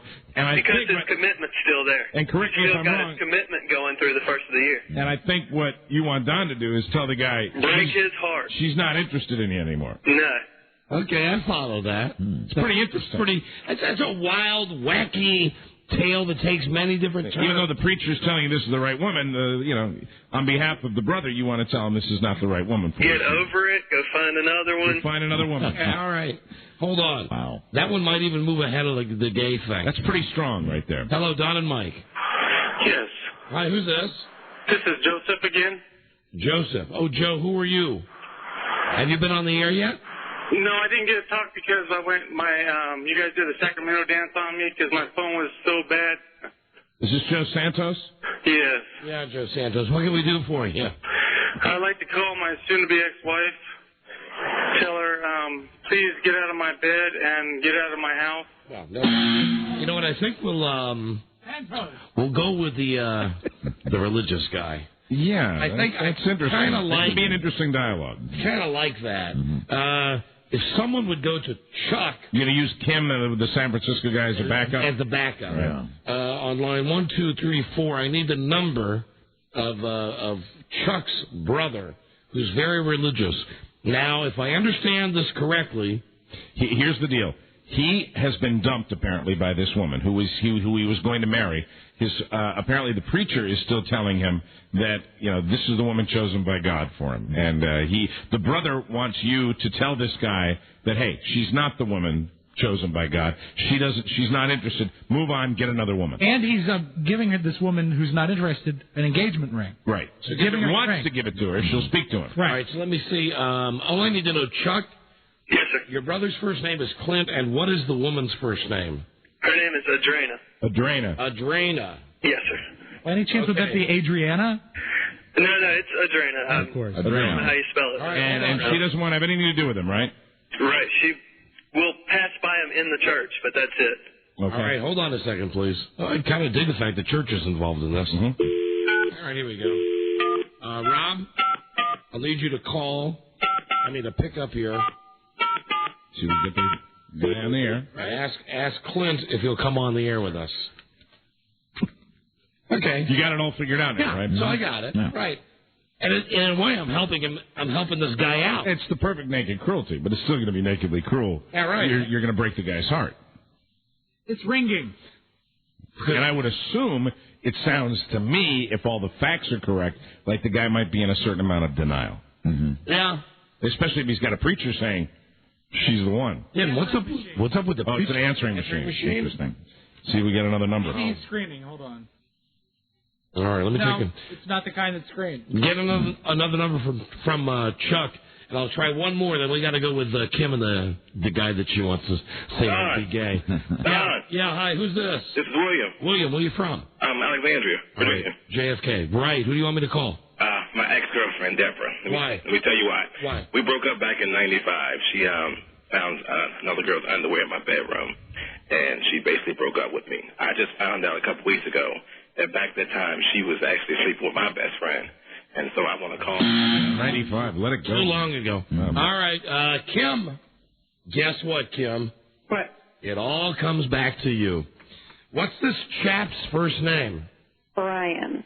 Brian. And you're going to have Don suggest to Brian that because he's had so many of these failed engagements that he might want to try men. Or he may want to just look at what the real reason is none of these women are working out. Mm-hmm. Okay, I got you. Hold on a second, please. Don Geronimo's Naked Cruelty is a copyrighted feature. And Brian in San Francisco. Okay. Yeah. Well, if he certainly wanted to explore that lifestyle, he's in the right ground place. Zero. In the right place. Okay. This was actually the first one that caught my eye. Can I speak to Brian? Caught my ear. This one is kind of amusing. No one by that name at all? No Brian at all? Is this San Francisco? Yes, but no Brian. No Brian. Of course, it is a failed relationship, so she might not have up-to-date information. Kim, you think that number's good? It was a year and a half ago. No. Oh. Baby, he has changed his number. He's moved. Change the locks. I say, goodbye, Turkey. My attorney will be in touch. He is gone. Sorry, Kim. I'm sorry. That's all right, honey. We got plenty more. Elaine. Are you there, Elaine? Elaine. No, she's gone. Hi, Don and Mike Show. Yes, hello. Hi, who's this? Amy, Amy, where you from? Damascus, Maryland. All right, beautiful. I'm ready to be cruel. Who would you like me to call? I'd like for you to call my husband. Why? Well, I need to get my son out of the room. Home. Get out of the room, please. That's a good idea. Sorry about that. That's a good idea. That's nice. Yeah, I know. Well, when we're in bed at night, we have a fan next to our bed, and because he can't sleep without a fan. Yeah. And when I'm putting him a favor, it's blowing the fan on him, and he smells. He dazed, but like from his rear end, and the fan blows it between his legs. Is it farting or is it just ass smell? It's like, yeah, exactly. It's like sweating because he sweats all day at work. It's butt smell. So what you would like to say to your husband, if I could paraphrase, is the fact that you have a fan in the bedroom, and basically you as I speak to your husband, you stink. But it's not really just body odor. This is butt smell. Yeah, because he's sweating all day, and that's supposed to be when he wants me to do him a favor. You are emitting an anal smell, and you want your wife to do stuff down there, yet you smell of ass. Yeah, I mean, I like take a bath before I go to bed and try to. So you want him to tidy up, like maybe during the day a little bit. I'm guessing perhaps maybe there's some, like before he goes to bed at night, I think he wants me to do him a favor. maybe just swab down or something like that because the fan is blowing. Whiteys, powder, anything. Donnie might want to remember that part. Powder. Powder. A wipey or powder. Powder and wipies. And I even have wipies in the bathroom. And the problem is that how foolish of me saying I wanted to crawl into the cocktail. And I'm understanding this now. You're willing to perform like oral on him, but he smells too bad down there for you to do it? Well, it starts to gag me because I can smell it because you're breathing through your nose. Sure. And it's just something you can't bring yourself to say to your husband? No. I'd like why don't you go soak in the bath? And... You know what? Yeah, I like that. I like that better than the other two. Hold on a second. Soaking doesn't help. Get the guy's number. Perfumes just cover it up. That's line and number who 2. has the time? Whatever. Say your ass doesn't smell. Exactly. Butt smell with a fan. He has to sleep with a fan. And hey, and make sure you throw in there. Listen to me now. I'm an advocate now. Powder and wipies. And it makes her gag. And it makes her gag. It's that bad. And let me point out to you, my friend. I know. I've jumped on the bandwagon. You're the one that hated this bit. I know. 25 minutes. You know, I always feel the same way because I think it's going to be bad, and then it's like we get a call like this, and I realize it's perfect. It's pretty this good. is exactly what Donnie's Naked Cruelty is all about, right? Right. You say to the husband. You are being nakedly cruel, but you're doing a world of good. Right. Say, listen, you want her like to give you a BJ. Right. But you smell of ass. And there's the fan blowing it on. Blowing it on her all night. All right, we're going to call Robert. Here we go. Robert. Oh, my God. How far we have come. All right, Robbie, let me see if it rings. Come on, baby. Come on. Come on. Oh, there's a ring. Rob has picked it up. Hi, Robert? Robert. Hi, we have your wife on the phone. This is the Don and Mike radio show. How you Here we doing? go. You ready for fun? Your wife has won a radio contest, but we need you to come on the air with us. Can you do that? Okay, when I put you on hold, the next voice you hear will be Don and Mike's. Will be on the air. Hold on. Okay.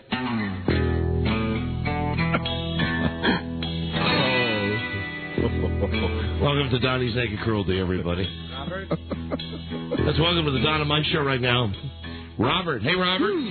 Hey, how you doing? Hey, dude. Happy holidays to you. Oh, not there. Oh, I'm sorry. Happy holidays, Robert. Happy holidays. We have your wife, Amy, on one of the other lines. And I'm going to pass along a message to you from her. Okay? This is something that she wants to tell you, but she doesn't have the guts to tell you. Would you like to tell Robert the name of this feature? It's called Donnie's Naked Cruelty, where basically I call people and I say stuff that, I'm sure you're a nice guy and a great husband and a great father, but there's something your wife wants to tell you, and she doesn't have the nerve to, and it takes a really cruel individual to tell you because it's kind of cruel. And I'm going to tell this to you right now. I'm going to tell you, actually it's a variety of things that all center around the same problem. The problem is the way you smell. Specifically the way your genital area smells. On occasion when your wife is willing to give you oral, and this is a direct quote from her, she nearly gags from the smell. We understand that you sleep with a fan, and when the fan is on, it blows this ass smell right at her. She suggests that you use baby powder and wipies. She says, frankly, Brian, that you smell like sweaty ass all the time, and that she wishes you were cleaner, and that she really doesn't like doing the oral thing on you because, as I mentioned, and I'll say it again, when she goes down there by your genitals, you smell so bad that it gags her. You might want to mention the powder and the wipies again. She wants you to powder down, right? Yes. She wants you to either bathe or before you come to bed at night, use like talcum powder or baby powder and wipies. She said they're right there in the bathroom because she says you smell like ass. And when you want her to give you a BJ, she goes down there, and between your ass and the fan, she's ready to gag. That's pretty much it, right? I think I've covered it all. Yeah. Robert, are you there? Robert? Robert? Hello? I heard him laughing. Did he hang up? I've not done anything to the phone. Robert, are you there? Maybe he's powdering. Robert? I don't know. He's gone. He's gone. He's gone. But, you know, he was there for the... he was there. He was there for all of it. Yeah. Hey, Amy? Yeah. Oh, no, there he is. Robert, where'd you go? I hit a low spot. Oh. All right. Well, Robert, you got the message, right? Yeah, I got it loud and clear. Right, Robert, you smell... You smell so bad, you gag your wife. You smell of ass. Well, can I give her a little bit of cruelty back? That's usually the way it works on Naked Cruelty. Be my guest. Can you tell her next when she cleans up, does she mind taking little pieces of toilet paper out of her fun spot? I can't tell you how many times I've found that. No, now the cruelty is going both ways. My God. Mike, is it any wonder it's America's fastest growing quiz sensation? Donnie's Naked Cruelty. Boy, all right. God, I'm a believer. Robert, clean yourself up, all right, my friend? Okay. All right, nice talking to you. Thank you. Bye-bye. And Amy. Yeah. Amy, enjoy your trip for two to New York. What's it? Pardon me? What did I win? What did I win? It didn't even matter what you won. You won a trip for two to New York City with round-trip air from Orbitz.com. Travel site with the most low fares, made easy. 2 nights and 3 days at the Melrose, a Cary Club hotel. And we'll send you out to dinner at Mars 2112. It's courtesy of Orbitz.com and Men in Black 2. So get a nice, long, extended weekend in New York and put your husband in the tub. At every hotel room. I have to get some wipes instead of toilet paper then. Right, and every hotel room has lots of toilet paper and a bidet. I guess I shouldn't use that. They both need a bidet. Okay, Amy, you're pretty good. Thank you for listening. Thanks a lot, guys. Do you need anything from me? Yeah, all your information. Okay. And we'll start a toilet paper collection. Use those wipies. Hold on, please. Thank you. Pretty good. Oh, man. Pretty good Naked Cruelty. So we could have gone with the guy, let me just say, Chuck, down in Mobile. Sorry about that, my friend. That's okay. That was classic here in the toilet paper fun spot. Yeah. All right, we'll see you later. All right, thanks. Bye-bye. So we had to lose him, and we had to lose the girl with the gay guy out there because a year and a half after the relationship, right? He's changed his information. But anyway, you can't go wrong with the guy who smells like ass all the time. And how about his counterpunch with the toilet paper in her fun spot? Bingo. Bingo. Who doesn't love the cruelty? And listen, to totally turn it around, to totally show you what a 180 we can do. Right. We'll go from cruel to happy. Okay. Right after this break. From cruel to happy. Absolutely. Very happy man in a red suit. Wink, wink. When we come right back. This is the Don and Mike Show. As you know, I was determined to make my gift this year a little more meaningful. And after a great deal of effort, I believe I have. My gift does not come from some fancy store, all wrapped in glittery paper. My gift comes from my heart. Tonight I intend to sit each one of you down and tell you in my own words exactly how much you mean to me. That's it. Or I could get someone over to give us all massages. Oh, great! The Don and Mike Show. Hold on. I made a terrible mistake. Hi, Santa. Hold on a second. I gotta have music. You're on the air? Yeah, hold on a second. Wait, hold on. Yeah. Hold on, Santa Claus. Hold on. The Don and Mike Show. Hold on. Here we go. Hold this. Just a second, Santa. All right. No. We're on the air. What? And do the rejoinder here. They got culture coming out of their asses. Don and Mike. That's funny. See, I told everybody that we just did Naked Cruelty. We'd have something very funny and very happy on the other side of it, and it's Santa Claus. But I was hoping that we could Boy, we just had that thing where we said the guy smells of ass. I have a sty. Yeah, in your eye. Yeah, some pustule in my eye. I am really in rough shape today. You know what I mean? I tell you right now, Santa's not well. You just came busting through here. I mean, we weren't really set up. I haven't been busting in a long time because of my gout. I've got a very severe case of the gout. I'm very sorry. You know, it's weird seeing you wear just regular dress shirt. And it's not the day yet. I do the thing at the excuse me, at the shopping malls and all the the good places and stuff. So I'm flying down from Anchorage, with the direct flight that I got. So this Stu comes up to me. She says, "Are you?" I said, "Yeah. Of course I am." And she says, "I've been a fan. They get it all the time." And then she says, later on the flight, can I come over and sit down and ask what I want for Christmas? Yeah, there's a seat. I fly first. There's a seat empty next to me. So she comes out and. And what happened, Santa? Well, it's a more overnight. I take a red eye, coming back down from Alaska. Yeah, Chris. And so. She says, Chris Kringle. And she says, will you give me what I want for Christmas? I said, I'll give you more than that. She bid on it. You know what I mean? She went all the way with it. So I'm sitting there. I said, we'll get an extra blanket, and we're there in the first class section. We did it.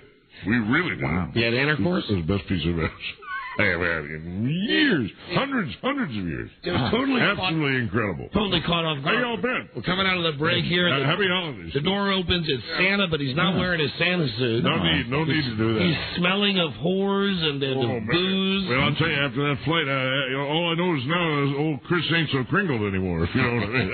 Hey, you got a nice tan going. Yeah, I just came back. I was down the Keys, enjoying. I got a place down in Key Largo. I do a little bone fishing down there, and not the kind of bone fishing that I do. So I just started to get ready, and the tan goes away, and it kind of turns to pink, and that's what they want with the parade that I did up in New York a short time ago. And that's I always like to remind everybody, those Santa Clauses you see in the malls. It's crap. You know that, don't you? They're like fake Elvis. The real one you see, Macy's Thanksgiving Day Parade. And when he comes down the chimney. That's the real deal. You got me Santa Claus right here. And, I had a bad year. Portfolio just got hammered like everybody else. And, it's been tough. It's lean times, and I was a frequent flyer with United.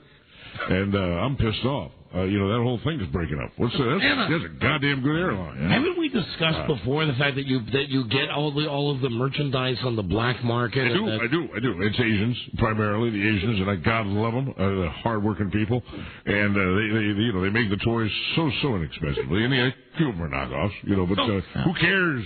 Who cares on the day of the tree? So your angle is still the fact that you buy the stuff at much less than retail. That's retail, right? Then you make your money on personal appearances. Personal appearance fees go up each and every year. It's licensing primarily. So, if you buy Coca-Cola with the Santa on it, you get Santa this. It's Santa. I mean, it's not all about that Jesus thing. It's Santa Claus. It's the holidays about all the the merchandise. So why do you even go to Asia to get the cheap toys? Why don't you just live off the royalties? Well, the royalties are good, but what it is bottom line. And when you have your portfolio take a crapper like I did, I'll tell you, it's good to have what it is. It's good to have the backup, which is the bottom line increasing, which I do when I get the Asian toys. And most of them coming in from the Singapore, Malaysia. That's where I got most of my stuff done. And it's it helps. It helps during the lean years, like I had last year when I just got hammered. Cisco Systems can kiss Santa's ass. Weren't you a big Enron stockholder as well? Yeah, and I burned a lot of dollars up in the 80s with the horse, of course, when I was doing the heroin. Because the stress was overwhelming when I come back down here to the U.S. of A., which is Santa Land, as we like to call it up north.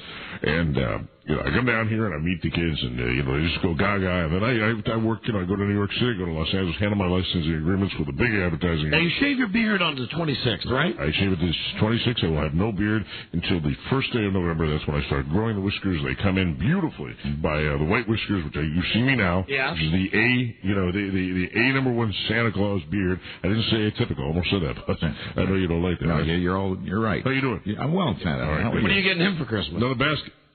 With a Taiwan love bat. Yeah, and they get them cheaper over there too because they make them custom for me. I use one. I use an extra large one, big harness that I have with Santa's berries hanging down. Cool. Ooh man, Mrs. tickles them and stuff like that. But we don't have as much sex as we. You still have that arrangement with Mrs. Claus? She knows that we call it an open Santa Claus marriage. It's like G. Gordon Liddy's marriage, right? She actually understands that I have an open situation and that I travel a lot and that I get lonely and I like the company of women. So that is what I do. And I brought an Iron Cross for the boy right over here. Yes, it's a genuine one too, from World War II. And I have an Asian elf now. We're getting all inclusive, politically correct Santa. You have an Asian elf. Yeah, I have an Asian elf. I have a black elf. I have a Jewish elf. And now I have a female elf. How do you have which is really breaking down a barrier. How do you have a Jewish elf? Jewish elf, we just wanted to be all inclusive. It's now, remember, not about religion, it's about merchandise. Right. That's what I'm talking about, the merchandise. And the elves are just doing an incredible job. What the elves are, basically, they're like all little mini press secretaries for me. And are they like Kathy Lee Gifford, like child labor? No child labor. All the elves are, the average mean age of the elves are 50. 50 to 55. And are they the size, roughly, of a Washington Redskins owner, Dan Snyder? You see this Evian bottle that I'm sucking on right here? That's your average size of the elf right there. The real ones that are up at the North Pole. They're that big. And they handle all the calls. They make all the deals that Santa has to. It's, I provide great dental. We have a great HMO. Well, what kind of deal did you work out with Eisner for that awful Tim Allen movie, the new Santa Claus movie? Are you ready? Yeah. $13 million. Ooh. So you clear that. It's the Santa Claus. So, I mean, the actual name, we added another $5 million for the Santa Claus to give them exclusivity, and I had total authority. I signed off on Allen. I said, "You want Alan?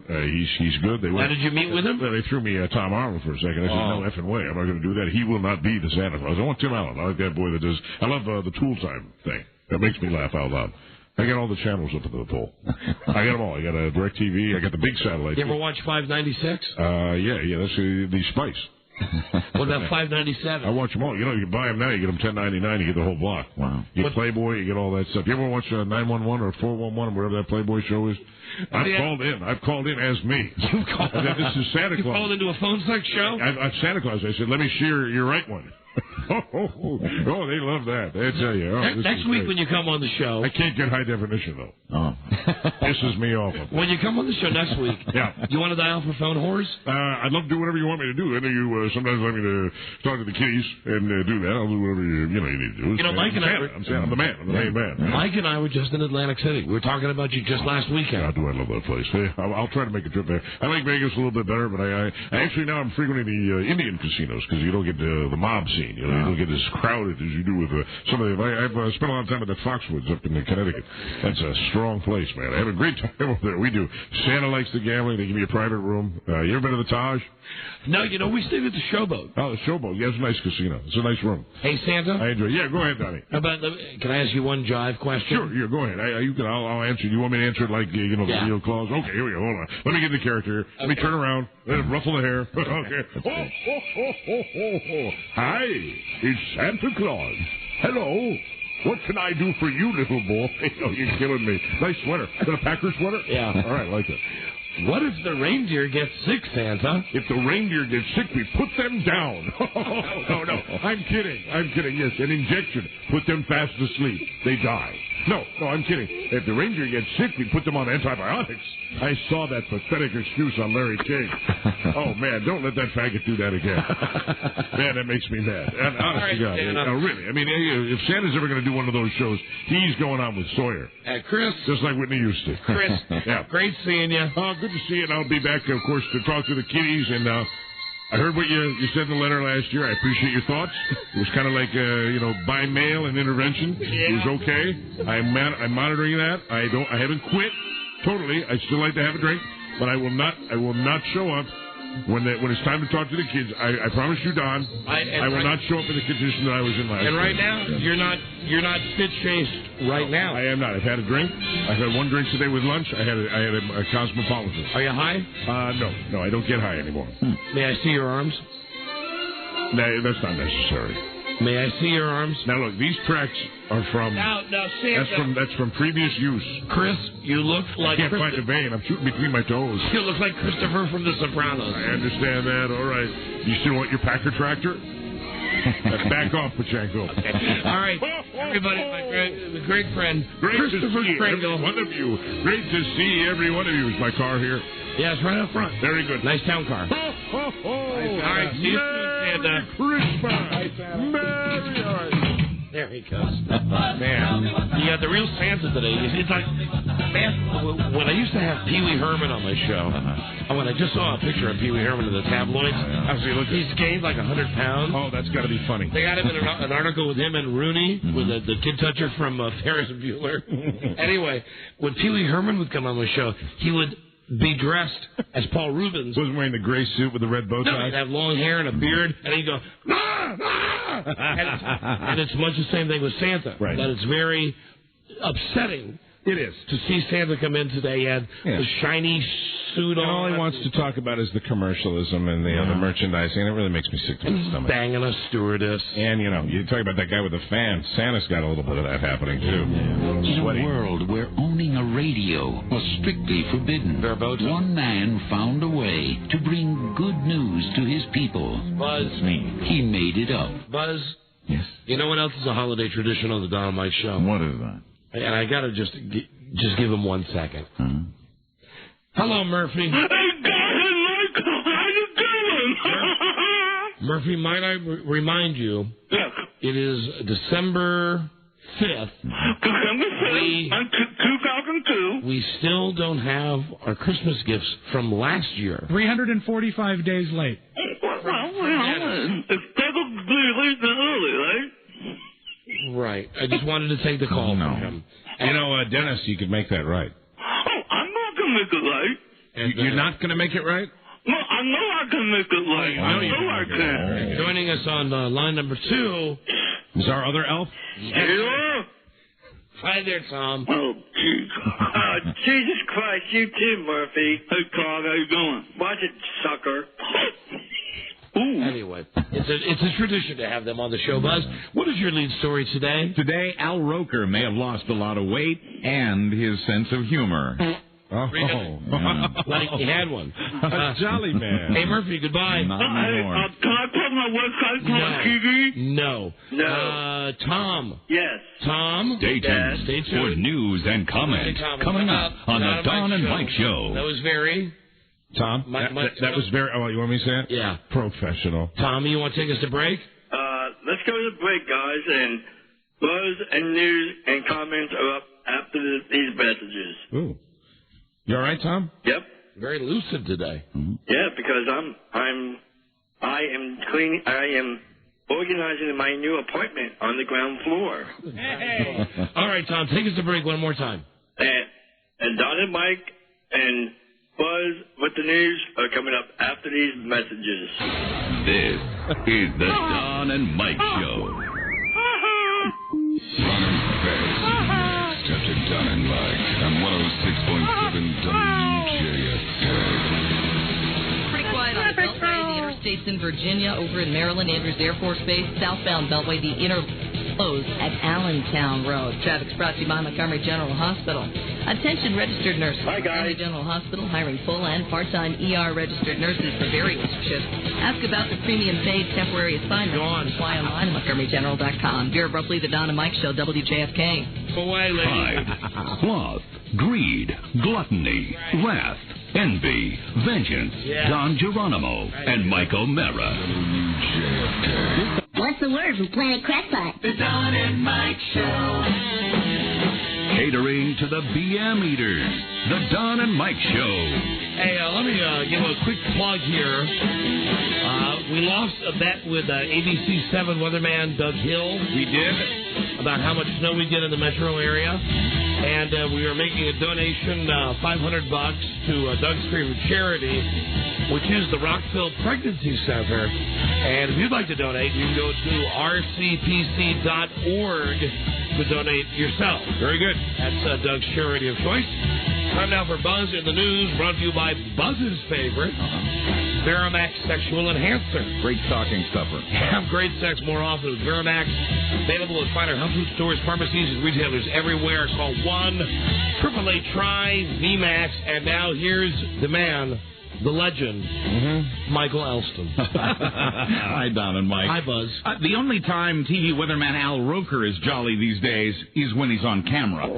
The folks who work with him tell the Globe tabloid he's grumpy off the air ever since he lost 100 pounds. The 5'8" Roker once weighed 320. He's now 220. He's down 14 inches in the waist, down 10 jacket sizes. Now, why would that make him grumpy? Well, he misses the food, I guess. Co-workers say he's also down in the dumps. Quoting one, when colleagues say good morning, he says, "What's so good about it?" They say they have to try not to eat their Danish in front of him. Look at old Al.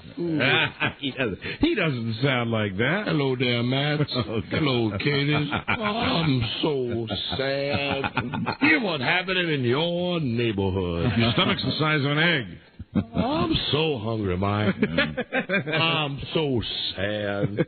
Yeah, the coworker goes on to say that Al Roker, you see beaming on TV, is a big act. Once the cameras stop rolling, he turns into the mean and angry man he's been since his surgery. A coworker. I'm like Tony Sopranos. I'm like the happy clown. Hello there. Hello, Al. No, it's me, Whitney Houston. Okay. I get totally confused. I'm a master of impressions, like you, Mike. Thank you, Don. Hello there. Hello, how are you, Whitney? This is Michael Jackson. Oh, God. Oh, my God. Buzz? Yes. You know what I forgot? What? In all of this? What did you forget? The moment yes. from Bill O'Reilly. Yes. Fake news. Buzz is a real newsman. Fake newsman, Bill O'Reilly. Here we go. And his thought of the day. I smoke marijuana every other day. Thank you, Bill. Thanks for that. And in yet another sign that the end is near, an opera based on the life of Jerry Springer is being planned for London's Royal National Theatre next year. I got the title of it. Douchebag. A good title, to be sure, but its actual title is Jerry Springer the Opera. It's full of expletives and features a man wearing nothing but a diaper, among other things. It also features a chorus line of dancing Ku Klux Klan members. Hey, Rob. Rob, audition. Quoting the composer, I think auditions are still open, Rob. Right, I'm there. Quoting the composer, one night I was watching the show and people were screaming at each other with the audience crying for blood, and I thought, that's opera. Yes. He goes on to say, Yeah. I like the moral dilemmas the show poses for the people who watch and the people who are on it. British critics who've seen the show in early previews call it superbly sung and splendidly disrespectful. Oh, my goodness. And they're tough critics over there. Yeah. Is he still happening? I mean, yeah, and very much so, more so maybe these days in England than he is here. Because I know that his numbers are not as great as they were, but Oprah's numbers are not as great as they were. I was looking in on the Springer show the other day, and he is white trashier than ever. Oh, yeah. I mean, he has a lot more violence than ever now. And Oprah doesn't have an opera. Mm-hmm. Talk show host Bill. But Oprah kind of sounds like opera. Yes, it does. And Harpo is a production company. Jerry sounds like Harry. So if they produced an opera from the Oprah show, Harpo would probably do the producing. Right? It'd be Harpo's Oprah opera. There you go. Yeah, thanks, Buzz. Talk show host Bill O'Reilly came under attack yesterday in the New York Daily News in an I ad. smoke marijuana every other day. That guy right there. He was attacked in an ad placed in the paper by PBS journalist Bill Moyers. Moyers was answering comments O'Reilly made in his syndicated newspaper column. O'Reilly said Moyers is profiting from taxpayer money by keeping the money from the videos he sells of the shows that he's done for PBS. I'm gay, so I want, gay marriage so I can do X, Y, and Z. O'Reilly also whined about Moyers calling him a warmonger and refusing to take his phone calls. You go right ahead and make out in front of my 3-year-old daughter. Go right ahead and do that. In his response, Moyers denies all this. Quoting him, I would never refuse a call from Mr. O'Reilly, although my ears are not quite tuned to his decibel level. Have a happy abortion for Christmas. Oh. And Moyers says he never called O'Reilly a warmonger. He says he did say O'Reilly's passion is equaled only by his stubborn, ignorant denial of complexity. What's going to stop me from coming in with a load of heroin, setting up a little stand, and selling it to anybody who wants to come through? Buzz, we must interrupt you for a second. All right. Joining us now in an endless parade of TV anchor people is Channel 9 chief meteorologist Topper Schatz. Topper! Don and Mike, how you doing? There he is. Boy, well, are you calling to gloat too, Topper? No, I'm just calling to say that in that parade, I'm the shortest one. Topper? Topper, we played your tape yesterday when Gravere was on the show. Yes. And we were fascinated, of course, by your breadometer. Again, Topper Shut was the weatherman that had, how many loaves of bread. Yeah, and I must apologize because at some point I might have said kill him when I heard breadometer, but then when I've come around on that. I like Topper. When you heard the wizard Bob Ryan. Yes, the wizard. Yes. It suddenly made the breadometer. Yes, absolutely. The snow machine. You guys, constant creativity. They've all got something. The cable version would have been toilet paper, but I just couldn't go that route. Topper, for the record, what was your prediction for snowfall in the Metro D.C. area? Well, let's see. On Tuesday evening, we were talking about 5 to 8. Wow. See, he's going back to So we did about right. Wow. I think we went 6 to 8 last night at 11. Mm-hmm. So tonight, will you just go home and just pound beer and pull your wife over and just it's a celebration. I'm not allowed to have wake-up sex, but that would be nice. But no, I can't do that. But Topper, will you go home and in some way will you have some kind of release after this? The storm has been building up. You guys have been talking about it since Sunday, right? And really, I mean, most of you guys, I think all of you guys, really, you aced it. And it did what it was supposed to do, pretty much. I mean, we are the chief meteorological bashers in Washington. Hold on a second. Wait a minute. Hold on. He's like the Dick Vermeil of weathermen. I'm seeing now, at least he's sending me an instant message. Yes. Topper Shut has been at Channel 9 since the noon newscast yesterday. Is that true, Topper? He slept 2 hours last night. Yeah, that's true. Oh, my that's God. True. Man, get some rest. Yeah, we're working on some fumes. I remember, I think back in 1994, you guys correct me if I'm wrong, you were pining over weather forecasts again, and you said, you know what? I think it was you, Don. You know what? When these guys are wrong, if they're wrong, they should just chop off a digit. A finger. Yeah. You remember that? Yes, Topper. Yeah, okay. All right. Well, I'll put my digits on the line. They all got a little swagger today, don't they? Good for you, Topper. You called it right. Yeah, well, I just hope there's more. I hope we have a normal winter, because I say I've been bored out of my mind since 95, 96. If we have one of those horrible winters, you feel free to call us anytime you want. Yeah, we'll do that. Thanks for telling that Gravere to call us. You know what I did? I did tell her to call, but I've been telling her to listen. And she's a pretty proper young lady, but she's getting it. There you go. She's getting it. I like that. She can call anytime, Topper. Well, I appreciate that. All right. See a you. little buzz for me. Get some rest, Topper. All right, take care, guys. Bye-bye. Bye-bye. Topper Shut. They all have that swagger. They all have that little swagger. They're happy. They're allowed it. They're allowed it. They're allowed it this time. Absolutely. Right. God knows we bust their balls endlessly when they're wrong, and especially a guy like Topper Shut. Absolutely. And I have to see the guy in real life because his kid goes to the same school as my kid goes to. Right. And like there's charity basketball games that we play in and junk. And I mean, it's one thing to talk about a guy on the radio, but then when you're sitting there right next to him, I'm afraid we've probably alienated Ryan for good. Well, F him. But that'll take care of it. I'd like to extend the hand, though, one man's hand to another, to Sue Palka. It's not. She'll be on this show now. It's not totally ruined between us. I think you have really alienated him. And a man's hand to the woman's hand of Will Thomas from Channel 5. It's really awkward between me and Sue Palka because we have the same tailor. And I was at the Big and Tall Men's store, and it's just like, what do you say to him? Actually, Lisa told me that kind of doofus anchor guy that I was talking about the other day from Channel 5, he listens, has called in before. Really? Well, she's never put him through on air. He just calls in and say hi. Oh, that's good. The guy Brian Bolter. What's he saying? Hi, Lisa. What are you wearing? I don't know. He should call the show sometime. Absolutely. I'd love to talk about Tracy Neal. Yeah. The anchor lady. Oh, man. Sweet woman. Mm-hmm. Absolutely. Maybe we can get Tracy Neal on the show. And who's the lady in the morning on Channel 5? Amy Roadblock, but she's pregnant. Oh, she is? She's knocked up. Rob, your insistent pointing at the clock would tell me... What does that mean? That it was just a vote of support. No, commercials. We'll be right back, Buzz. All right. This is the Don and Mike Show. Gosh, I hate to interrupt. It's all been so incredibly fascinating and entertaining and instructive. Really, the time has just flown by. The Don and Mike Show. Ladies, they love your in-betweens. Don Geronimo and Mike O'Mara. Here's Buzzy. Hi, Buzz. Hi, Donna Mike. In sports, television sports pioneer Roone Arledge died today at the age of 71. Arledge created ABC's Wide World of Sports and Monday Night Football and introduced several production techniques that are now just taken for granted. Pretty young. Roone Arledge. Father, Son, the Holy Spirit. B, F, D. Don't matter to me. Don, he gave you Monday Night Football. Kind of you. Yeah. Someone would have come up with it. That is nakedly cruel. Yes, it is. Thanks, Mike. Arizona's top tight end has been arrested on drug trafficking charges. Police say Wildcats junior Justin Levasseur was pulled over for speeding Tuesday morning by a state trooper who found 87 pounds of marijuana.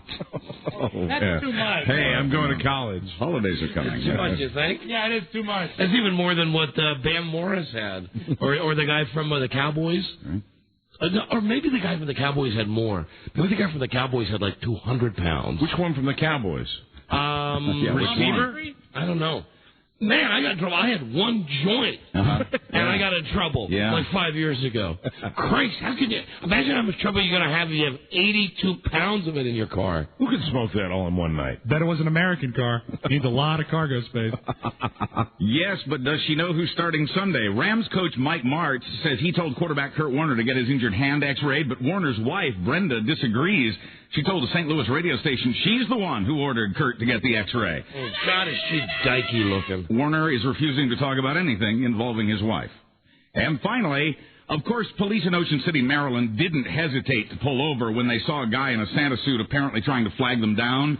But when they did pull over, they saw Santa staggering and smelled his ode to alcohol. Yes, I need to give me a lift. Give me a lift. Please, for the love of Christ, give me a lift. Turns out an intoxicated Charles Pierce of Baltimore had been waving at all the passing cars, not just the cop cars. Heard what you said about Roone Arledge there, Duff. Hey. That funny stuff.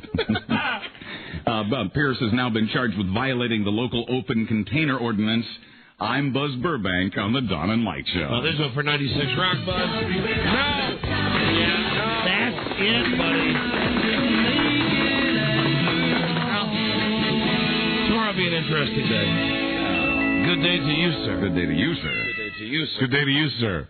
Can you? Don, why is the snow pink? Bye-bye, BM. Eaters. Till we meet again. This is Sammy Davis Jr. saying, be kind, be nice, and I hope the next performer has the pleasure of having as nice an audience as you've been tonight. And let me leave you swinging.